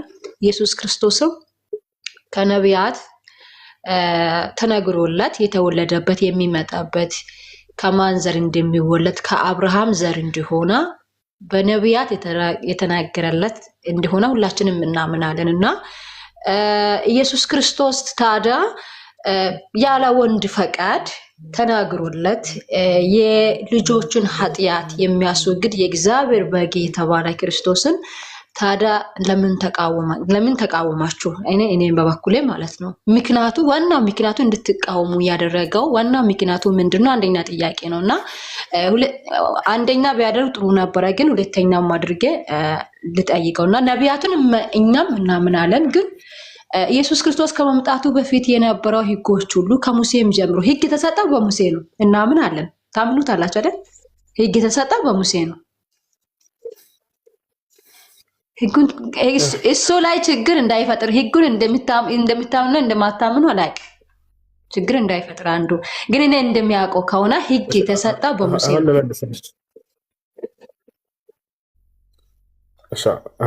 ጥያቄሽን ግልጽ አድርጌውና እሷ እንደመልሳት። እሺ ኦኬ። ለምን መሲሁን ትቃወማላችሁ ከሆነ እኛ መሲሁን አንቃወምም። እሺ እኛ መሲሁን አንቃወምም። የተቃወምነው ምን መሰለሽ ባጭሩ እሱ ክርስቶስ ነው ወይንም መሲህ ነው ብለን እናምናለን። እሺ አላህ በርካታ ቦታ ላይ በቁርአን ላይ መሲህ ወይንም ክርስቶስ እያለ ጠርቶታል። ለምሳሌ በሱራ አሊ ዕምራን ላይ وإذ قالت الملائكة يا مريم إن الله يبشرك بكلمة منه اسمه المسيح عيسى بن مريم المسيح ብሎ ክርስቶስ ብሎ ጠርቶታል። ማለት ክርስቶስ ማለት የተቀባ የተመረጠ ማለት እንጂ ሌላ ነገር በሌላ ቦታ ላይ المسيح ابن مريم إلا رسول قد خلت من قبله الرسل ይላል። መሲሁ የማርያም ልጅ ከእርሱ በፊት እንዳለፉ መልእክተኞች አንድ መልእክተኛ እንጂ ሌላ አይደለም ይላል። እኛ መሲህ መሆኑን እንቀበላለን። ይህን ያልተቀበሉት ማን ናቸው? አይሁዲዎች ናቸው። አይሁዲዎች አንተ መሲህ አይደለም ብለው በቃ ክደውታል። ገብቶሻል አይደል? እኛ ግን የነቢዩ ሙሐመድ ሰለላሁ ዐለይሂ ወሰለም ትውልዶች እርሱ መሲህ የተባለው ራሱ ያ የማርያም ልጅ ነው ብለን እናምናለን። ቁርአን ላይ ሐዲስ ላይ ይሄ በርካታ ቦታ ላይ አላህ ሱብሓነሁ ወተዓላ ተናግሯል። እኛ የተቃወምነው ምኑን መሰለሽ? ክርስቶስም ሆነ ማንም ያላስተማረው የሆነን ትምህርት ክርስቲያኖች ግን እናንተ እንደ እምነት አድርጋቸው የያዛችሁት በክርስቶስ ላይ አንደኛ አምላክ ነው ያላችሁት ነገር አይሽ አይደለ? ክርስቶስ አንድም ቦታ ላይ እኔ አምላካችሁ ሆነኝ አምልኩኝ ብሎ አላስተማረም። አይሽ እናንተ ግን በዚህ ነገር ላይ እርሱ ያላስተማረውን ትምህርት በቃ ይሄንን ያዛችሁ፣ ይሄንን እንድትይዙ አደረጓችሁ። ክርስቶስም እንደተናገረው መጽሐፍ ቅዱስ ላይ ምን አለ መሰለሽ? እነ ኢሳይያስ ተናግረውት የነበረውን ራሱ ደገመው። ምን አለ? ወባጢለን ያዕቡዱነኒ ወተዓሊሙሁም ተዓሊሙል በሸር አለ። ሰዎች በከንቱ ያመልኩኛል፣ ትምህርታቸውም የሰው ትምህርትና ስርዓት ነው እያለ ተናገረ። ስለዚህ እርሱን አምላክ አድርጎ ስለመያዛችሁ እንጂ እርሱን መሲህ ነው ማለቱን እኛ ራሱ የምናምነው ነገር ነው። መሲህ ነው፣ እርሱ ክርስቶስ ነው፣ የተመረጠ ነው፣ እርሱ እየተቀባ ነው፣ በአምላክ የተመረጠ ነው። የተሻለ አይደል? እርሱ ግን ያላስተማረውን ትምህርት ታስተምራላችሁ፣ ታምናላችሁ። በዚያ ነገር ላይ እኛ ብቻ ሳንሆን ክርስቶስና የክርስቶስ ተከታይ ትክክለኛ ተከታዮች ራሱ ይቃወሟቸዋል ማለት ነው። አሁን ኢየሱስ ክርስቶስ እኔ አምላክ ነኝ አምልኩኝ ብሎ ያስተማረበት ቦታ ታውቂያለሽ? እስኪ እሷን ንገሪኝ። አምላኬ ነኝ። የቱ ጋር ኢየሱስ ክርስቶስ እኔ አምላክ ነኝ ያለበት ምክንያት አምልኩኝ ማለት ኢየሱስ ክርስቶስ ከአብ እንደመጣ ሁላችንም እናውቃለን። ስለዚህ ተጠይቆ ነበረና ምንድነው የተጠየቀው? ዮሐንስ ወንጌል 16:15 ላይ እንደዚህ ይላል፣ ለአብ ያለው ሁሉ የኔ ነውና ስለዚህ ለኔ ካለኝ ውስጦ ይናገራቸዋል ይላል። ስለዚህ አምላክነቱን ይገልጻል። ከአባት አሁን ጥያቄው ምን መሰለሽ? አሁን ጥያቄው አንድ ግልጽ እንዲሆንልሽ እሺ፣ አሁን ወደ ሰራቸው ስራዎች ሌላ አምላክነትን ያሰጡታል ብላችሁ ወደምትሄዱባቸው ጥቅሶች ወደ እነሱ እንሄዳለን። እኔና አብ አንድ ነን፣ እኔና ኢያብን አየ፣ እኔ ከአብርሃም በፊት አለሁ፣ በመጀመሪያ ቃል ነበር፣ ቃልም ከእግዚአብሔር ዘንድ ነበር፣ ቃልም እግዚአብሔር ነበር፣ በእኔም እመኑ በእግዚአብሔርም እመኑ። እነዚህን ሁሉ ቃላቶች እንሄዳለን፣ እናውቃቸዋለን። ገብቶሻል? አሁን ግን የጠየኩት ምን መሰለሽ? እርሱ ኢየሱስ ክርስቶስ እኔ አምላካችሁ ነኝ አምልኩኝ ብሎ ያስተማረበት ቦታ አለ ወይ ነው? አዎ፣ የሚያመልክ ሁሉ በመንፈስና በእውነት ያመልኩኝ ብሏል። የት ጋር ነው እንደሱ ያለ? አሁን መፈለግ አለብኝ ነው። ክርስቲያን ካላችሁ እርዱኝ፣ ከሌለም ደግሞ መፈለግ አለብኝ። እሺ፣ ክርስቲያን ካለ አለ እዚህ ጋር ክርስቲያን የገባ ሰው የለም። እሺ፣ ማን ነበር ስምሽ? ስምሽ ማን ነበር? ኢየሱስ ክርስቶስ አንዲት ቦታ ላይ እኔ አምላካችሁ ነኝ አምልኩኝ ያለበት ቦታ ነው። በጣም በሚያሳዝን ይሄን ሁሉም ክርስቲያኖች ያምናሉ። እሺ ክርስቲያኖች ኢየሱስ ክርስቶስ ኦኬ፣ እሺ የቱ ጋር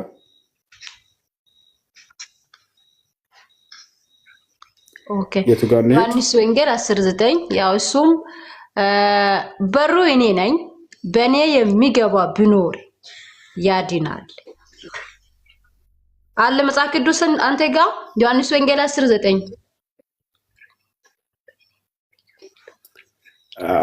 እንደሱ አይነት ጥቅሶችን እየፈለግን አምላክ ለማድረግ ባንሄድ የተሻለ ነው። አምላክነትን በቂ ነው። ለምንድን ነው በቂ ያለው ነው? አሁን ለምሳሌ ስለ አይደለም ለምን መሰለሽ ስለማያልቁ ነው እንዲህ አይነት ጥቅሶች ስለምናጋቸው። ነገር ግን አሁን የተጠየቅሽው ምንድን ነው? በግልጽ ቃል ኢየሱስ ክርስቶስ እኔ አምላካችሁ ነኝ አምልኩኝ ብሎ የተናገረበት አለ ወይ ነው? አለ ወይንስ የለም? አዎ አለ። በመፈለግ ጊዜ ነው አምላካችሁ ነኝ አምልኩኝ።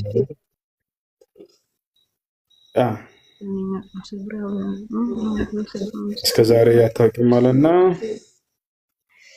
ላወጣ ክፍሉን ሻጭሽ